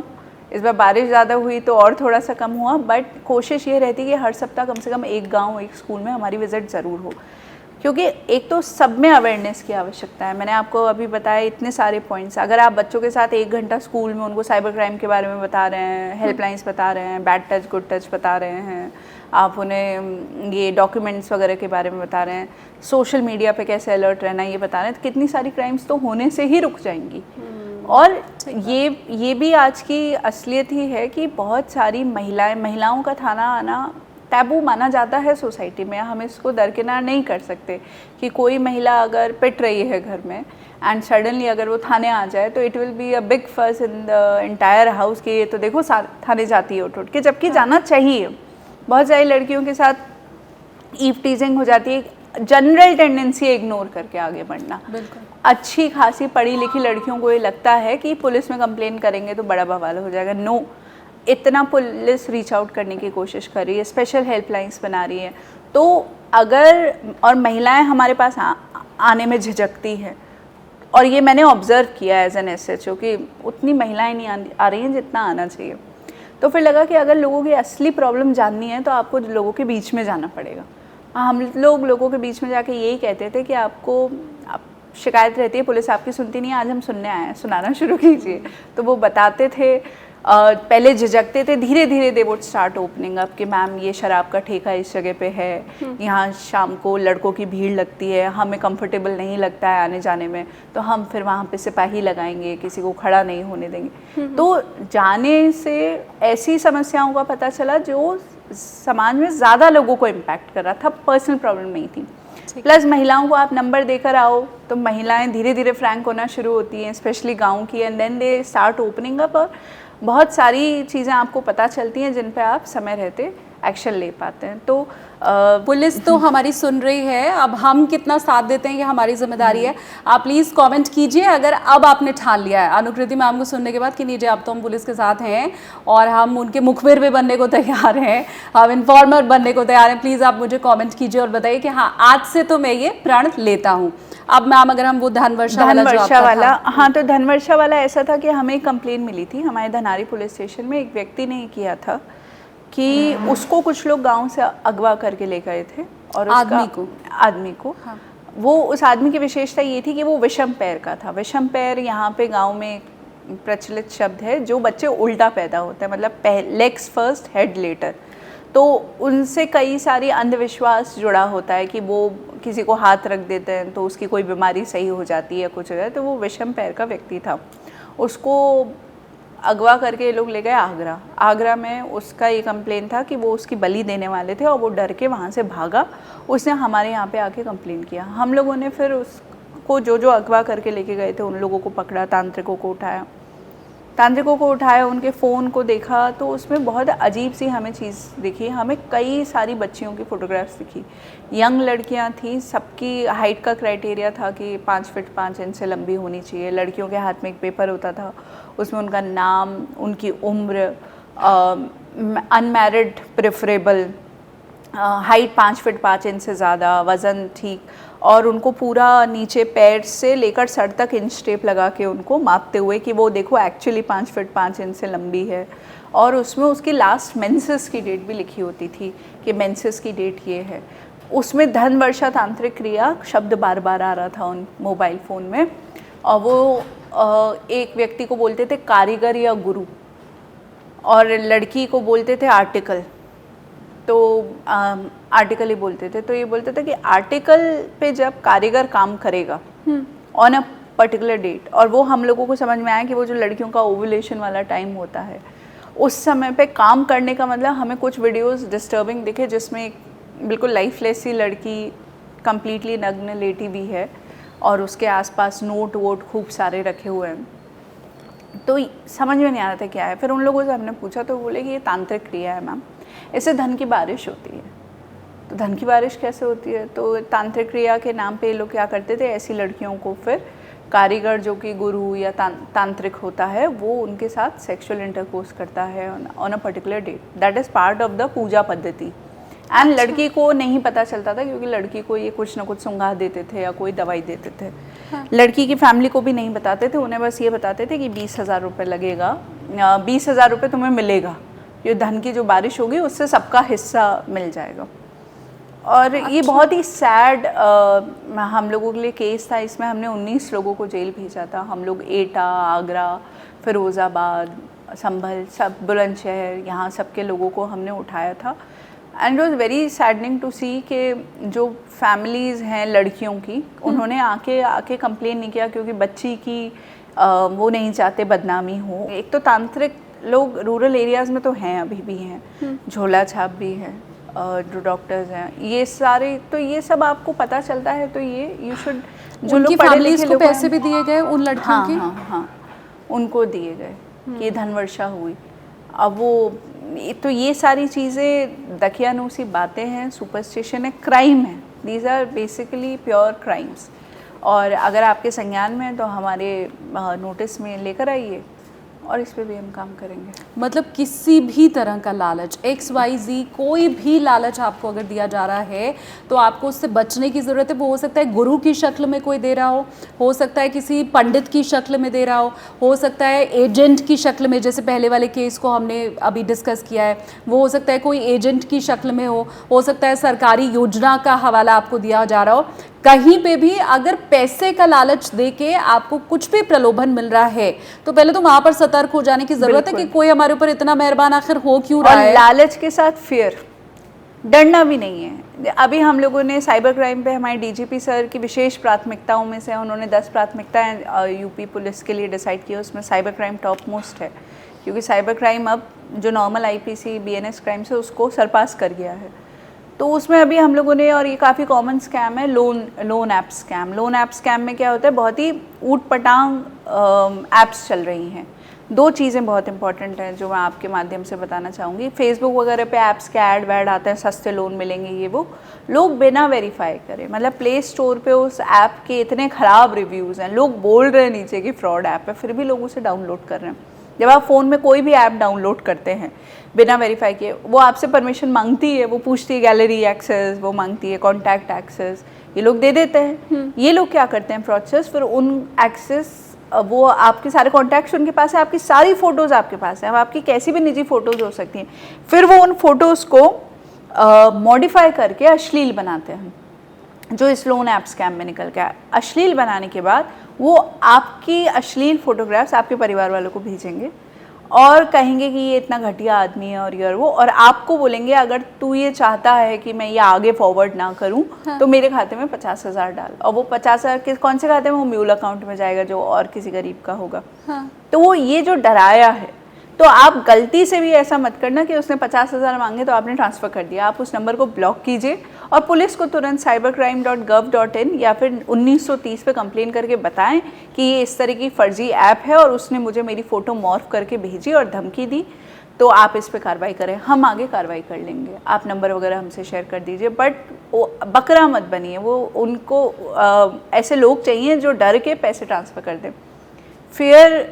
फुल भी नहीं होना है, और किसी भी चीज़ का मतलब लोग आपको मैसेज करके बोलेंगे कि digital arrest is so important. Digital arrest के इतने सारे के पढ़े लिखे लोग, रिटायर्ड ऑफिसर्स, डॉक्टर्स, वो लोग डिजिटली अरेस्ट हो जा रहे हैं 70-70 घंटे के लिए।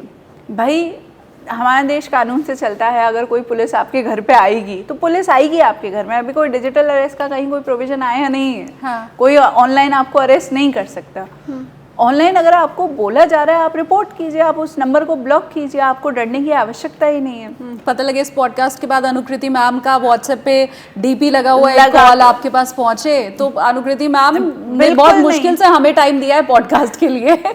उनके पास इतनी फुर्सत नहीं है कि वो व्हाट्सएप पे आपको कॉल करेंगे और धमकाएंगी। तो सीबीआई के बन जा रहे हैं लोग, कस्टम्स के लोग बन जा रहे हैं, आपके बच्चों के बारे में कह रहे हैं कि उसने वो आप लोग जब फर्जी ऐप्स डाउनलोड करते हैं अपने फ़ोन में, अपना डेटा दे देते हैं, तो उनको पता चल जाता है आपका आधार नंबर क्या है, उन्हें पता होता है आपका बैंक डिटेल्स क्या है, उन्हें सब पता है। तो वो आपको ऐसी इन्फॉर्मेशन देने की कोशिश करेंगे कि आप उनकी बातों में आ जाएं कि भाई एक्चुअली में मेरा बेटा या बेटी इनके पास है, तभी इन्हें मेरे परिवार के बारे में इतना सब कुछ पता है, और आप विलिंगली उनको, बिल्कुल नहीं करिए। सतर्क रहिए इन सारी चीज़ों से। एक और इम्पॉर्टेंट पॉइंट है, एक नया फ्रॉड चल रहा है जिसमें आपके फ़ोन पे .apk एक्सटेंशन, जैसे हम लोग इमेज डाउनलोड करते हैं तो JPEG होती है या PNG होती है। हाँ। APK एक्सटेंशन का, मान लीजिए शादी का कार्ड आया, शादी का कार्ड एक्सटेंशन है .apk, do not download. APK systems जो होते हैं, APK फाइल्स जो होती हैं, वो आपने जैसे ही फ़ोन में डाउनलोड किया, आपका बिल्कुल डुप्लीकेट फ़ोन उनके पास पहुंच जाएगा। उन्हें सब आपके फ़ोन में आपके से चैट कर रहे हैं, क्या बात कर रहे हैं, दे विल नो एवरीथिंग। वो आपका पूरा खाता खाली कर देंगे, क्योंकि आपका वो लोग बेसिकली आपके मोबाइल को अब दूसरी स्क्रीन पे देख सकते हैं। तो वो आपकी गूगल पे ऐप एक्सेस करेंगे, OTP आएगा, वो आपके मैसेजेस को पढ़ सकते हैं, वो OTP डाल के आपका पैसा निकाल सकेंगे। APK file download, phone hack होना, फेसबुक हैक होना, ये सब APK फाइल की वजह से हो रहा है। तो .apk एक्सटेंशन पे ध्यान रहे।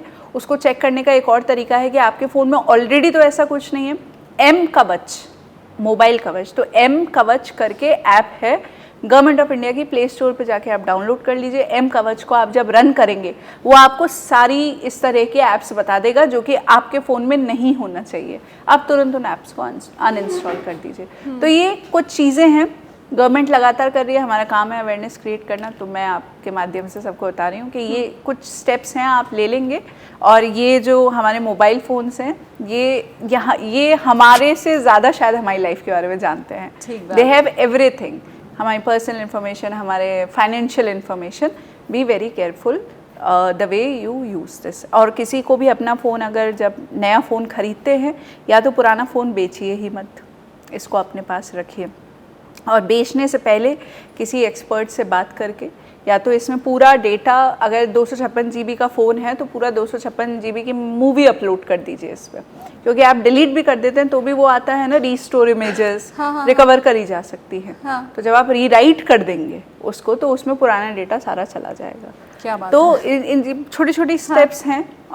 तो सावधानी is the best way to save your self from cyber fraud. और ये जितने ऐप्स के बारे में आपको अनुकृति मैम बता रही हैं, जितनी वेबसाइट्स के बारे में बता रही हैं, उनका वो खुद इस्तेमाल करती हैं। ये मुझे ऐसे पता चला कि मुझे अनुकृति मैम ने बताया कि उनके आधार के ऊपर भी 3 ऐसे मोबाइल नंबर चल रहे थे जो उन्होंने कभी नहीं अलॉट करवाए थे। ऐसा था? बिल्कुल बिल्कुल। आप जैसे देखिए, ये पता नहीं स्क्रीन पे अगर दिखा पाएँ तो ये M कवच ऐप है। इस पर आप थ्रेट एनालिसिस पे जाएंगे, अलाउ करेंगे, तो फिर उसके बाद ये इसने मेरा चेक कर चुका है। तो इसने, क्योंकि पहले मेरी एक मलेशियस ऐप बताई थी, वो मैंने डिलीट कर दिया, तो likely risky and malicious app अब 0 है। I have no such app in my phone जो कि मेरे फ़ोन को हार्म पहुंचा सके या मेरा डेटा बिना मेरी जानकारी के यूज़ कर रही है।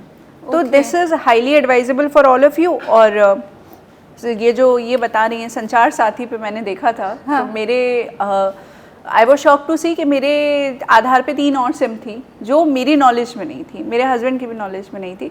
आप उसको रिपोर्ट कर सकते हैं, टेलीकॉम कंपनीज उसे वेरीफाई करती हैं। Please do it. संचार साथी पे जाइए, अपने आपके आधार पे कितनी सिम्स इशूड हैं वो आपको पता चल जाएगा। और अगर आपको लगता है वो उस नंबर को आप आइडेंटिफाई नहीं करते हैं तो प्लीज़ रिपोर्ट इट। क्योंकि वो नंबर हो सकता है किसी गलत एक्टिविटीज़ में शामिल हो, आपको पता चलेगा, आप पुलिस को बताएंगे तो जाहिर सी बात है कुछ गड़बड़ अगर कहीं चल रहा है तो वो ठीक हो पाएगा। अब अनुकृति मैम, क्योंकि मुझे लगता है लोग ये ज़रूर जानना चाहते हैं कि एक ऐसी लड़की जो इतनी होनहार थी कि उसे स्कॉलरशिप मिली, वो अमेरिका पहुंची, वहाँ पे पीएचडी कर रही थी, एक ठीक ठाक सी स्टार्टिंग सैलरी जितनी मिलनी चाहिए उसको वो मिलनी शुरू हो गई, फिर ऐसा क्या दिमाग घूमा कि वो वापस इंडिया आ गई? क्योंकि हम तो सब जितने इंडिया में हैं, मुझे लगता है हम सब ये चाहते हैं कि भाई हम कहीं अब्रॉड में सेटल हो जाए, हम अमेरिका चले जाएं, कनाडा चले जाएं। तो जिससे ये सब कुछ मिला और उसके लिए उसने मेहनत भी की थी, आपने बहुत मेहनत की थी इसके लिए, वो वापस आ गई। हाँ, तो I belong to a middle class family only. मेरे फादर गवर्नमेंट सर्वेंट है, मतलब ऑफिसर ग्रेड से रिटायर हुए, बट ऐसे group A group B services में नहीं थे शुरू में, प्रमोट होके पहुँचे। मेरी मदर गवर्नमेंट टीचर थी, तो बहुत सामान्य परिवार से थे। और मैंने IIT JEE क्वालिफाई किया था, उसके through I got admission into Indian institute of science education and research Kolkata. वहाँ 5 ईयर इंटीग्रेटेड BSMS कोर्स किया था और मेरे को साइंटिस्ट ही बनना था।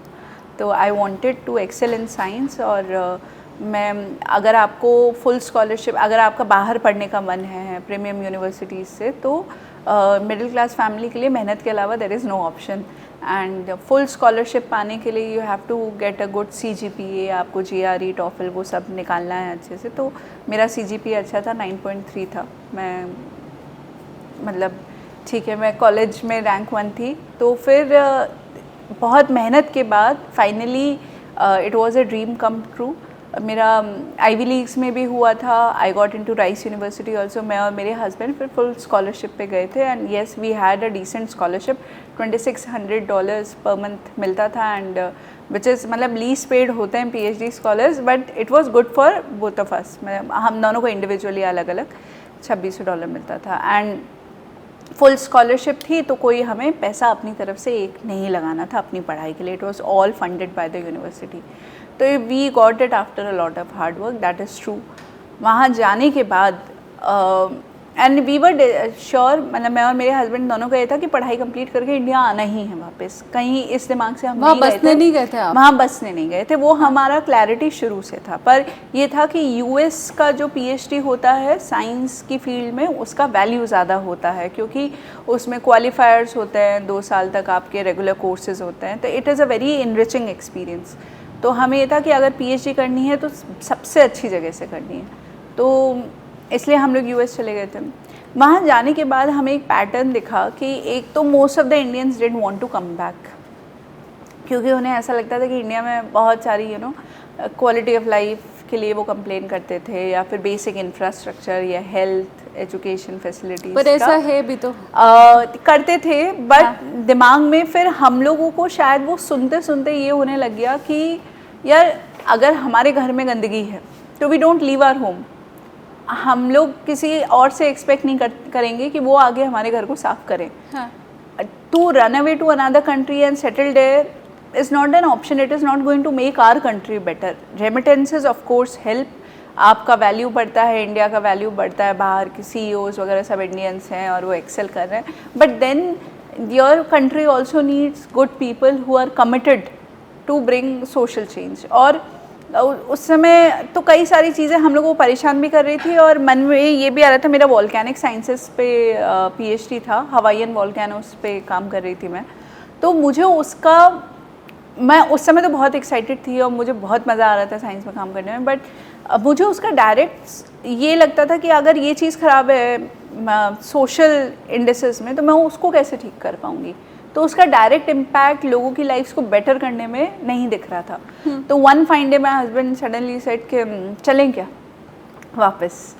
और शायद वो दोनों के दिल की बात थी एंड वी डिसाइडेड कि हम वापस आएंगे।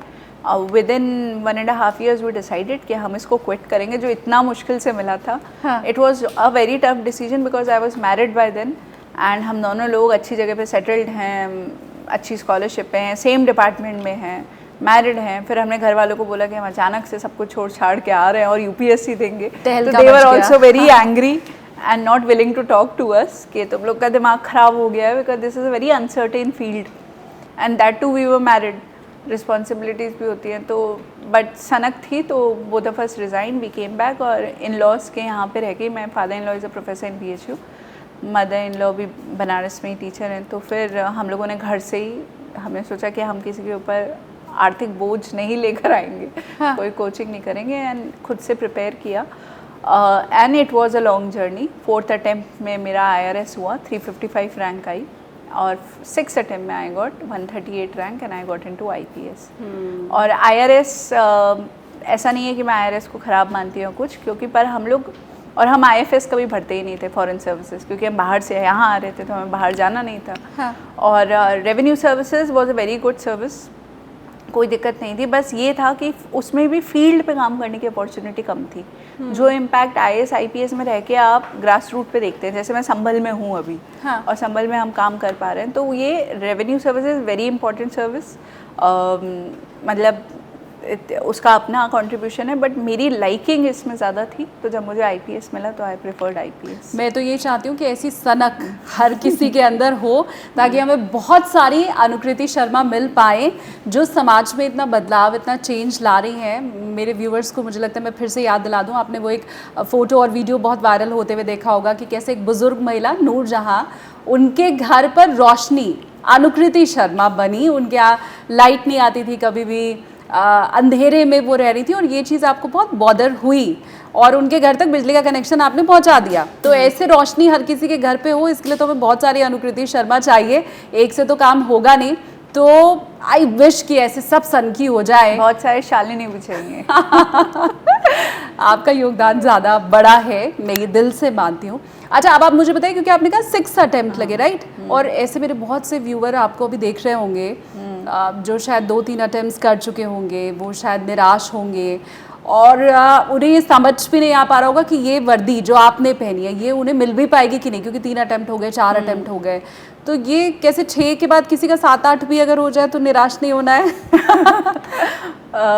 यस, UPSC का जो प्रिपरेशन का टाइम होता है वो बहुत स्ट्रेस भरा होता है। It is very very stressful. आप एक तो उस एज ग्रुप में होते हो जब आपके और फ्रेंड्स छुट्टियां मना रहे हैं, शादियां हो रही हैं, एंड देन आप किताबों में लगे हुए हैं, फाइनेंशियल रिस्पॉन्सिबिलिटीज़ रहती है। तो yes, it is a very very stressful time, but जैसा मैम ने कहा, हिम्मत नहीं हारना है।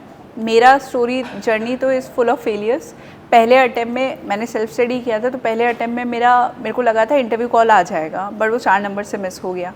सेकेंड अटेम्प्ट में मुझे लगा आग लगा देंगे, लिस्ट में आ जाएंगे, बट मेरा प्रीलिम्स में ही नहीं हुआ।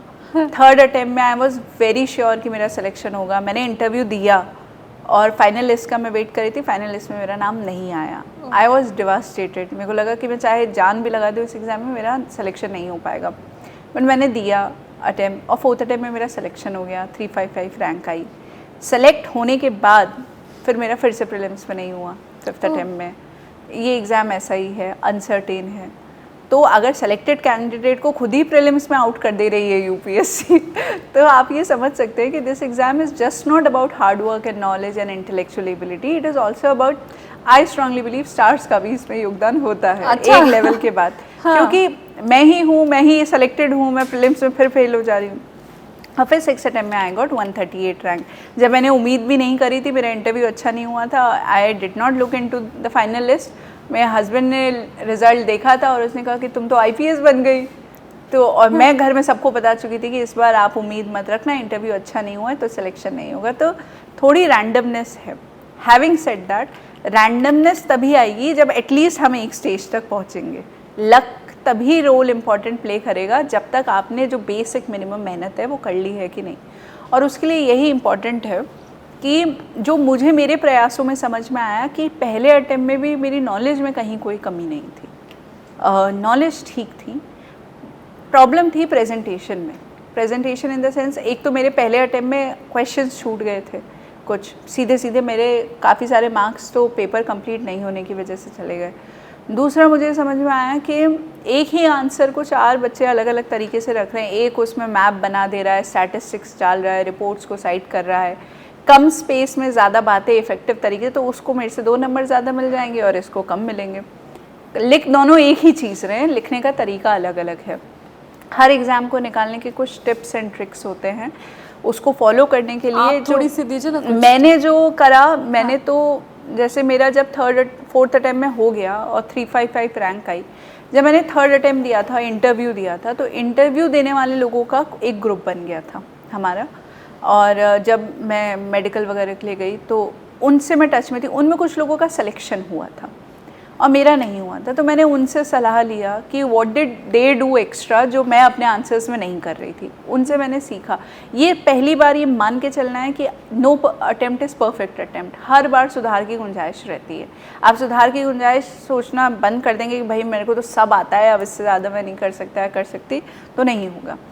मान के चलिए कि कहाँ मैं लैग कर रहा हूँ या कर रही हूँ, एंड देन जिन लोगों का सिलेक्शन हुआ है वो आपको समझने में ये मदद करेंगे। तो मेरे को उन लोगों ने बताया कि तुम ये भी करके देखो, कि जैसे मैं सभी को बता देती हूँ कि आप किसी चीज़ को अगर लिखें कि मान लीजिए कि एक क्वेश्चन आया कि man made disasters have overtaken natural disasters, मान लो आ गया, मैं कोई उसमें कहे for example Uttarakhand floods, for example, मैं उसको फॉर एग्जाम्पल लिखने की बजाय बॉक्स बनाऊँ, उसमें लिखूँ केस स्टडी उत्तराखंड फ्लड्स 2025 और उस पर एक स्टैटिस्टिक्स के साथ लिख दूँ। एक बंदे ने उसको फॉर एग्जाम्पल करके लिखा, एक ने बॉक्स बना के उसको केस स्टडी करके अच्छे से हाईलाइट कर दिया, इस बंदे को 1 नंबर एक्स्ट्रा मिल जाएगा क्योंकि उसका रिप्रेजेंटेशन थोड़ा इफेक्टिव हो गया। या मैं फटाफट उसमें एक छोटा सा इंडिया का मैप बनाऊँ और उसमें जो मैन मेड डिज़ास्टर्स हैं इम्पॉर्टेंट जो देश में इस साल हुए, उनको अगर आप हाईलाइट कर दें, जैसे कि मान लीजिए पोल्यूशन का प्रॉब्लम हम मानते हैं कि मैन मेड ही है, या लेक्स के अंदर जो पोल्यूशन हो रहा है, बैंगलोर का कुछ न्यूज़ था कि वहाँ का जो लेक है उसके अंदर इतना बड़ा बड़ा वो सोप के झाग वाग बन रहे थे, तो वो आप लैंडस्लाइड्स, रोड कंस्ट्रक्शंस की वजह से जो हिमाचल में काफ़ी न्यूज़ में था, हाँ। इन सारी चीज़ों को जब आप मैप पे प्लॉट कर देंगे और उसके लिए प्रैक्टिस करनी पड़ेगी, तो आपने जब मैन मेड डिजास्टर्स ऑफ 2025 और आपने डॉट्स बना के और हर एक के आगे लिख दिया, तो एग्जामिनर को देखते ही लगेगा कि this person has a feel of what man made disaster is, ये उसको समझता है। तो आपको, and this is a fight of 1-1 mark, पूरे 30-40 नंबर में तो पूरी लिस्ट बन जाती है सेलेक्टेड कैंडिडेट्स की, हाँ। इतना ही डिफरेंस रहता है, कोई 4 नंबर से IAS होता है, कोई IPS होता है, कोई IRS होता है, कोई बाद में, बहुत ज़्यादा डिफरेंस नहीं है। सारे selected candidates are at the same level of knowledge, किसी में कोई कमी नहीं है। बस यही है कि आपको ये बेसिक ट्रिक्स एंड टिप्स समझना है, मिसगाइड नहीं होना है। कुछ लोग बोलते हैं 6 से 12 की सारी NCERTs पढ़ ली है मैम, अब क्या करें? भाई 6 से 12 की पढ़नी नहीं थी, आधी पढ़नी थी, वो पढ़नी थी जो सिलेबस में है। ये NCERT का एग्जाम तो है नहीं, ये हाँ। तो UPSC का एग्जाम है। UPSC का सिलेबस वेबसाइट पे दे रखा है, आप उस वेबसाइट के सिलेबस को डाउनलोड तो कीजिए, देखिए कि क्या सिलेबस में है क्या नहीं है, हाँ। और आपको सिलेबस को कवर करना है फ्रॉम द बेस्ट सोर्सेज। लोग मॉक टेस्ट लगाते हैं कोचिंग के, कुछ कोचिंग्स अच्छी होती हैं, अच्छी बात है, पर आप UPSC के क्वेश्चन पेपर्स तो लगाइए, जो UPSC के पिछले 10 साल के हैं, जो संस्था खुद पूछ रही है, उसको आप लगाइए, तो आपको पता चलेगा कि UPSC किस तरह के क्वेश्चंस बनाता है, कौन से टॉपिक ज़्यादा इंपॉर्टेंट है। तो स्ट्रैटेजिकली मेहनत कीजिए, मेहनत तो इसमें लगती है बहुत, बट निराश होने की आवश्यकता नहीं है। हर अटेम्प्ट में अपनी कमियों पे फोकस करिए और उसको इम्प्रूव कराने का मन बनाइए। अगर मेरा हो सकता है तो किसी का भी हो सकता है।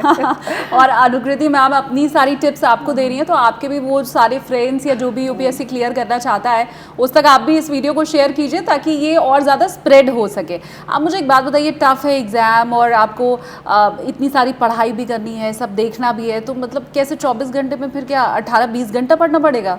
देखिए कुछ चीज़ें इंपॉर्टेंट है, जैसे 18-20 घंटे तो कोई नहीं पढ़ सकता, आपको 18-20 घंटे पढ़ना पड़ेगा, पर वो जब जैसे मेंस एकदम सर पे है, हाँ। उससे पहले 10-15 दिन, जैसे कोई कुछ इंपॉर्टेंट डेज आते हैं, आप भी मीडिया में रही हैं, तो कुछ ऐसे कोई बड़ा हादसा हो गया, कोई बड़ा कवरेज करना है, तब आप टाइम ले देखेंगी ना, इलेक्शन के टाइम पे, तब तो आपकी भी 15-16 घंटे मेहनत हो रही है, आपको नहीं पता चल रहा है। तो जब मेंस एकदम सर पे है, प्री सर पे है, तो वो 10 दिन तो आपको खुद ही को नींद नहीं आएगी टेंशन की वजह से, पढ़ाई बहुत होगी, बट वो आप पूरे साल भर कैरी नहीं कर सकते, उतना मोमेंटम कैरी नहीं किया जा सकता।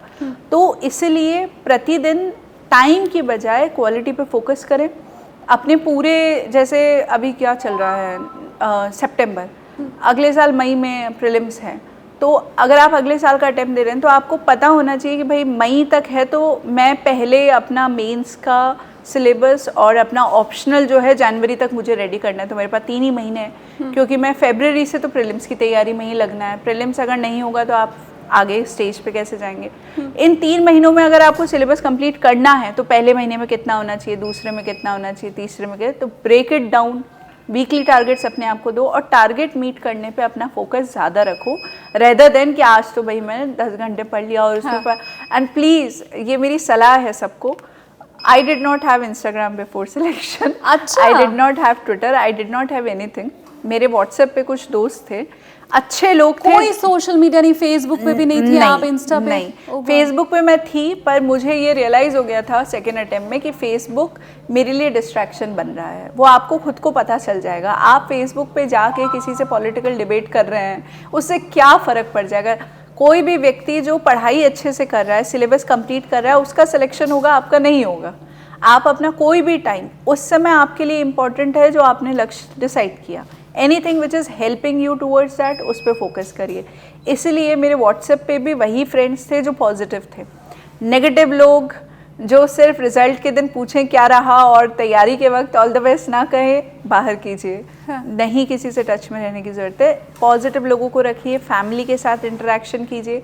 हॉबीज़ अगर हैं, डांस है, पेंटिंग है, फुटबॉल खेलते हैं, करिए, बिल्कुल करना चाहिए। That will keep you cool. और मैं पॉजिटिव लोगों को रखने के लिए इसलिए कह रही हूँ क्योंकि उससे एक अच्छा एटमॉस्फेयर रहता है, आपका ब्रेन ज़्यादा एब्जॉर्ब करता है। अगर आप टेंशन में रहेंगे कि भाई 3 अटेम्प्ट हो गए, अब तेरा सिलेक्शन नहीं होगा, या तुम कुछ और कर लो। अच्छा, हाँ। कुछ और करने से आए, always keep a plan be in mind. जैसे यूपीएससी की तैयारी को मान के चलिए, पर अगर आपको और लगता है कि और पीसीएस एग्जाम में थोड़ी सी एक्स्ट्रा तैयारी करके दे सकता हूँ, तो देना शुरू कर दीजिए। वो भी एक स्ट्रेस रिलीफ करता है। आपका प्लान भी क्या था? आपका तो यही था प्लान भी। प्लान ए तो आप छोड़ के आई थी यहाँ पे। फिर आने के बाद तो ये प्लान हो गया था। बट प्लान बी क्या था? प्लान बी ऐसा था कि घर वालों ने कहा था, तो मैंने एक बार आरपीएससी दिया था, पर मेरा मन नहीं था। मुझे तो ये लगता था कि मैं फिर है ना अपना एक स्कूल खोल के और बच्चों को पढ़ाऊंगी। वो मेरा प्लान मतलब बी था। प्लान बी, हाँ, ऐसे था कि मुझे ऐसा ये था कि अगर सिलेक्शन नहीं हुआ, at the end of the day I will figure out something for my self. सब लोग कुछ ना कुछ अच्छा कर रहे हैं और मैं इतनी भी ख़राब नहीं हूँ कि मुझे कहीं पे भी जॉब नहीं मिलेगी। हाँ। तो वो मेरे दिमाग में था, पर मैं यूपीएससी से डाइग्रेस नहीं हुई थी। पर मैं आप लोगों को ये सलाह दूंगी कि अगर फाइनेंशियल, और मेरे पेरेंट्स, मेरे हस्बैंड के पेरेंट्स ने भी हम लोगों को सपोर्ट किया। हमें ऐसा नहीं था कि फाइनेंशियल टेंशन, खुद से बुरा लगता था कि पैसा मांगना पड़ता है छोटी छोटी चीज़ के लिए। हाँ। बट अदरवाइज कुछ लोगों को आपको ज़रूरत हो सकती है कि आप फाइनेंशियली सिक्योर हों। मेरे ऐसे बैचमेट्स हैं जिन्होंने जॉब के साथ ही एग्ज़ाम निकाला है। Everything is possible with the right strategy. तो आप लोग प्लान बी रख लेंगे तो आपको मेंटली डिस्ट्रेस कर देगा। यूपीएससी के साथ साथ और जो स्टेट सर्विस एग्जाम्स हैं उनको देते रहिए और कुछ सोचते रहिए कि अगर यूपीएससी नहीं होगा तो मेरा जीवन ख़त्म नहीं हो जाता है। देखिए, very very important point, this country needs good people in every field. आपको मीडिया में अच्छे लोग चाहिए, आपको पुलिस में, सर्विसेज में, आपको अच्छा पेंटर चाहिए, आपको अच्छा ठेकेदार चाहिए, बैंकर चाहिए, टीचर्स चाहिए, यू नीड गुड डॉक्टर्स। सब लोग जब हर क्षेत्र में अच्छे अच्छे लोग होंगे तभी देश आगे बढ़ेगा। तो सभी लोग आईएएस नहीं बने या आईपीएस नहीं बने या सर्विसेज में नहीं, या जीवन ख़त्म, डिप्रेशन में जा रहे हैं, don't do it. Your value is much much more important than just being a civil servant. It is a very important message to take. और मैं ये स्टूडेंट्स को बोलती हूँ, स्कूल के बच्चों को, कि Abdul Kalam wanted to become an air force pilot, right, but नहीं हुआ सिलेक्शन, हाइट की वजह से उनको निकाल दिया गया। But he did not stop and he went on to become the president of this country. He was from such a humble background, newspaper बेचते थे वो अपने पापा के साथ, एक मछुआरे के बेटे थे। तो when he could dream and become their, निराश नहीं हुए, वो भी डिप्रेशन में, वो हमेशा वहाँ पायलट बनना चाहते थे पर उन्होंने रॉकेट्स बनाना शुरू किया, मिसाइल मैन बने इंडिया के। तो डू नॉट स्टॉप, दुखी होने की आवश्यकता नहीं है। The country is full of opportunities and keep your motivation high and I am sure कि विथ अ पॉजिटिव माइंडसेट हम लोग, it is a difficult time, preparation difficult होता है, हाँ. रोना भी आता है जब सिलेक्शन नहीं होता है, but ultimately everything settles down. जिस भी फील्ड में वहाँ पर रॉकेट बनाइए, अब्दुल कलाम किसी भी फील्ड में बना जा सकता है।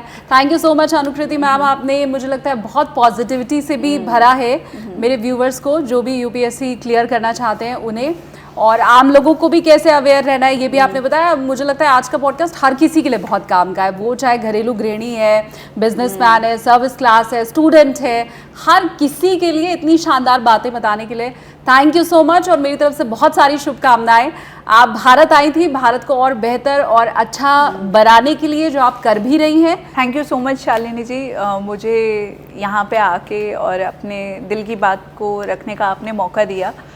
मेरा एंड में सभी लोगों को ये मैसेज है कि जैसे आप अपनी फील्ड में इतना अच्छा काम कर रही हैं, इतने इंपॉर्टेंट टॉपिक्स को कवर करती हैं, अवेयरनेस फैलाती हैं, और ज़िम्मेदार नागरिक के रूप में भारत के जो डेवलपमेंट है उसमें योगदान दे रही है, वैसे ही कंट्री के हर व्यक्ति को आज ये इम्पॉर्टेंट है कि हम लोग सब पॉजिटिवली कंट्रीब्यूट करें, सोचें कि कैसे हम लोग अपने स्तर पे, जैसे हम लोग कचरा फैला देते हैं, सफाई कर्मी पे छोड़ देते हैं कि वो आके सुबह कचरा उठा के लेके जाएगा, वो हमें नहीं करना चाहिए। पोल्यूशन के लिए भी हम लोग जिम्मेदार हैं। जो ईव टीजिंग लड़कियों के साथ होती है, ऐसा सारा लड़कियों पे डाल दिया जाता है, नहीं, ये मेरे को लगता है लड़कों की भी उतनी ही जिम्मेदारी है। तो जो भी चीज़ें समाज में हो रही है उसको ठीक करने में हम कैसे योगदान दे सकते हैं, उसके बारे में आप ज़रूर सोचें। The country needs a lot of good people like Shalini ji and others, and we all can make a difference. So thank you for having me here, and thank you ma'am. जय हिंद। जय हिंद।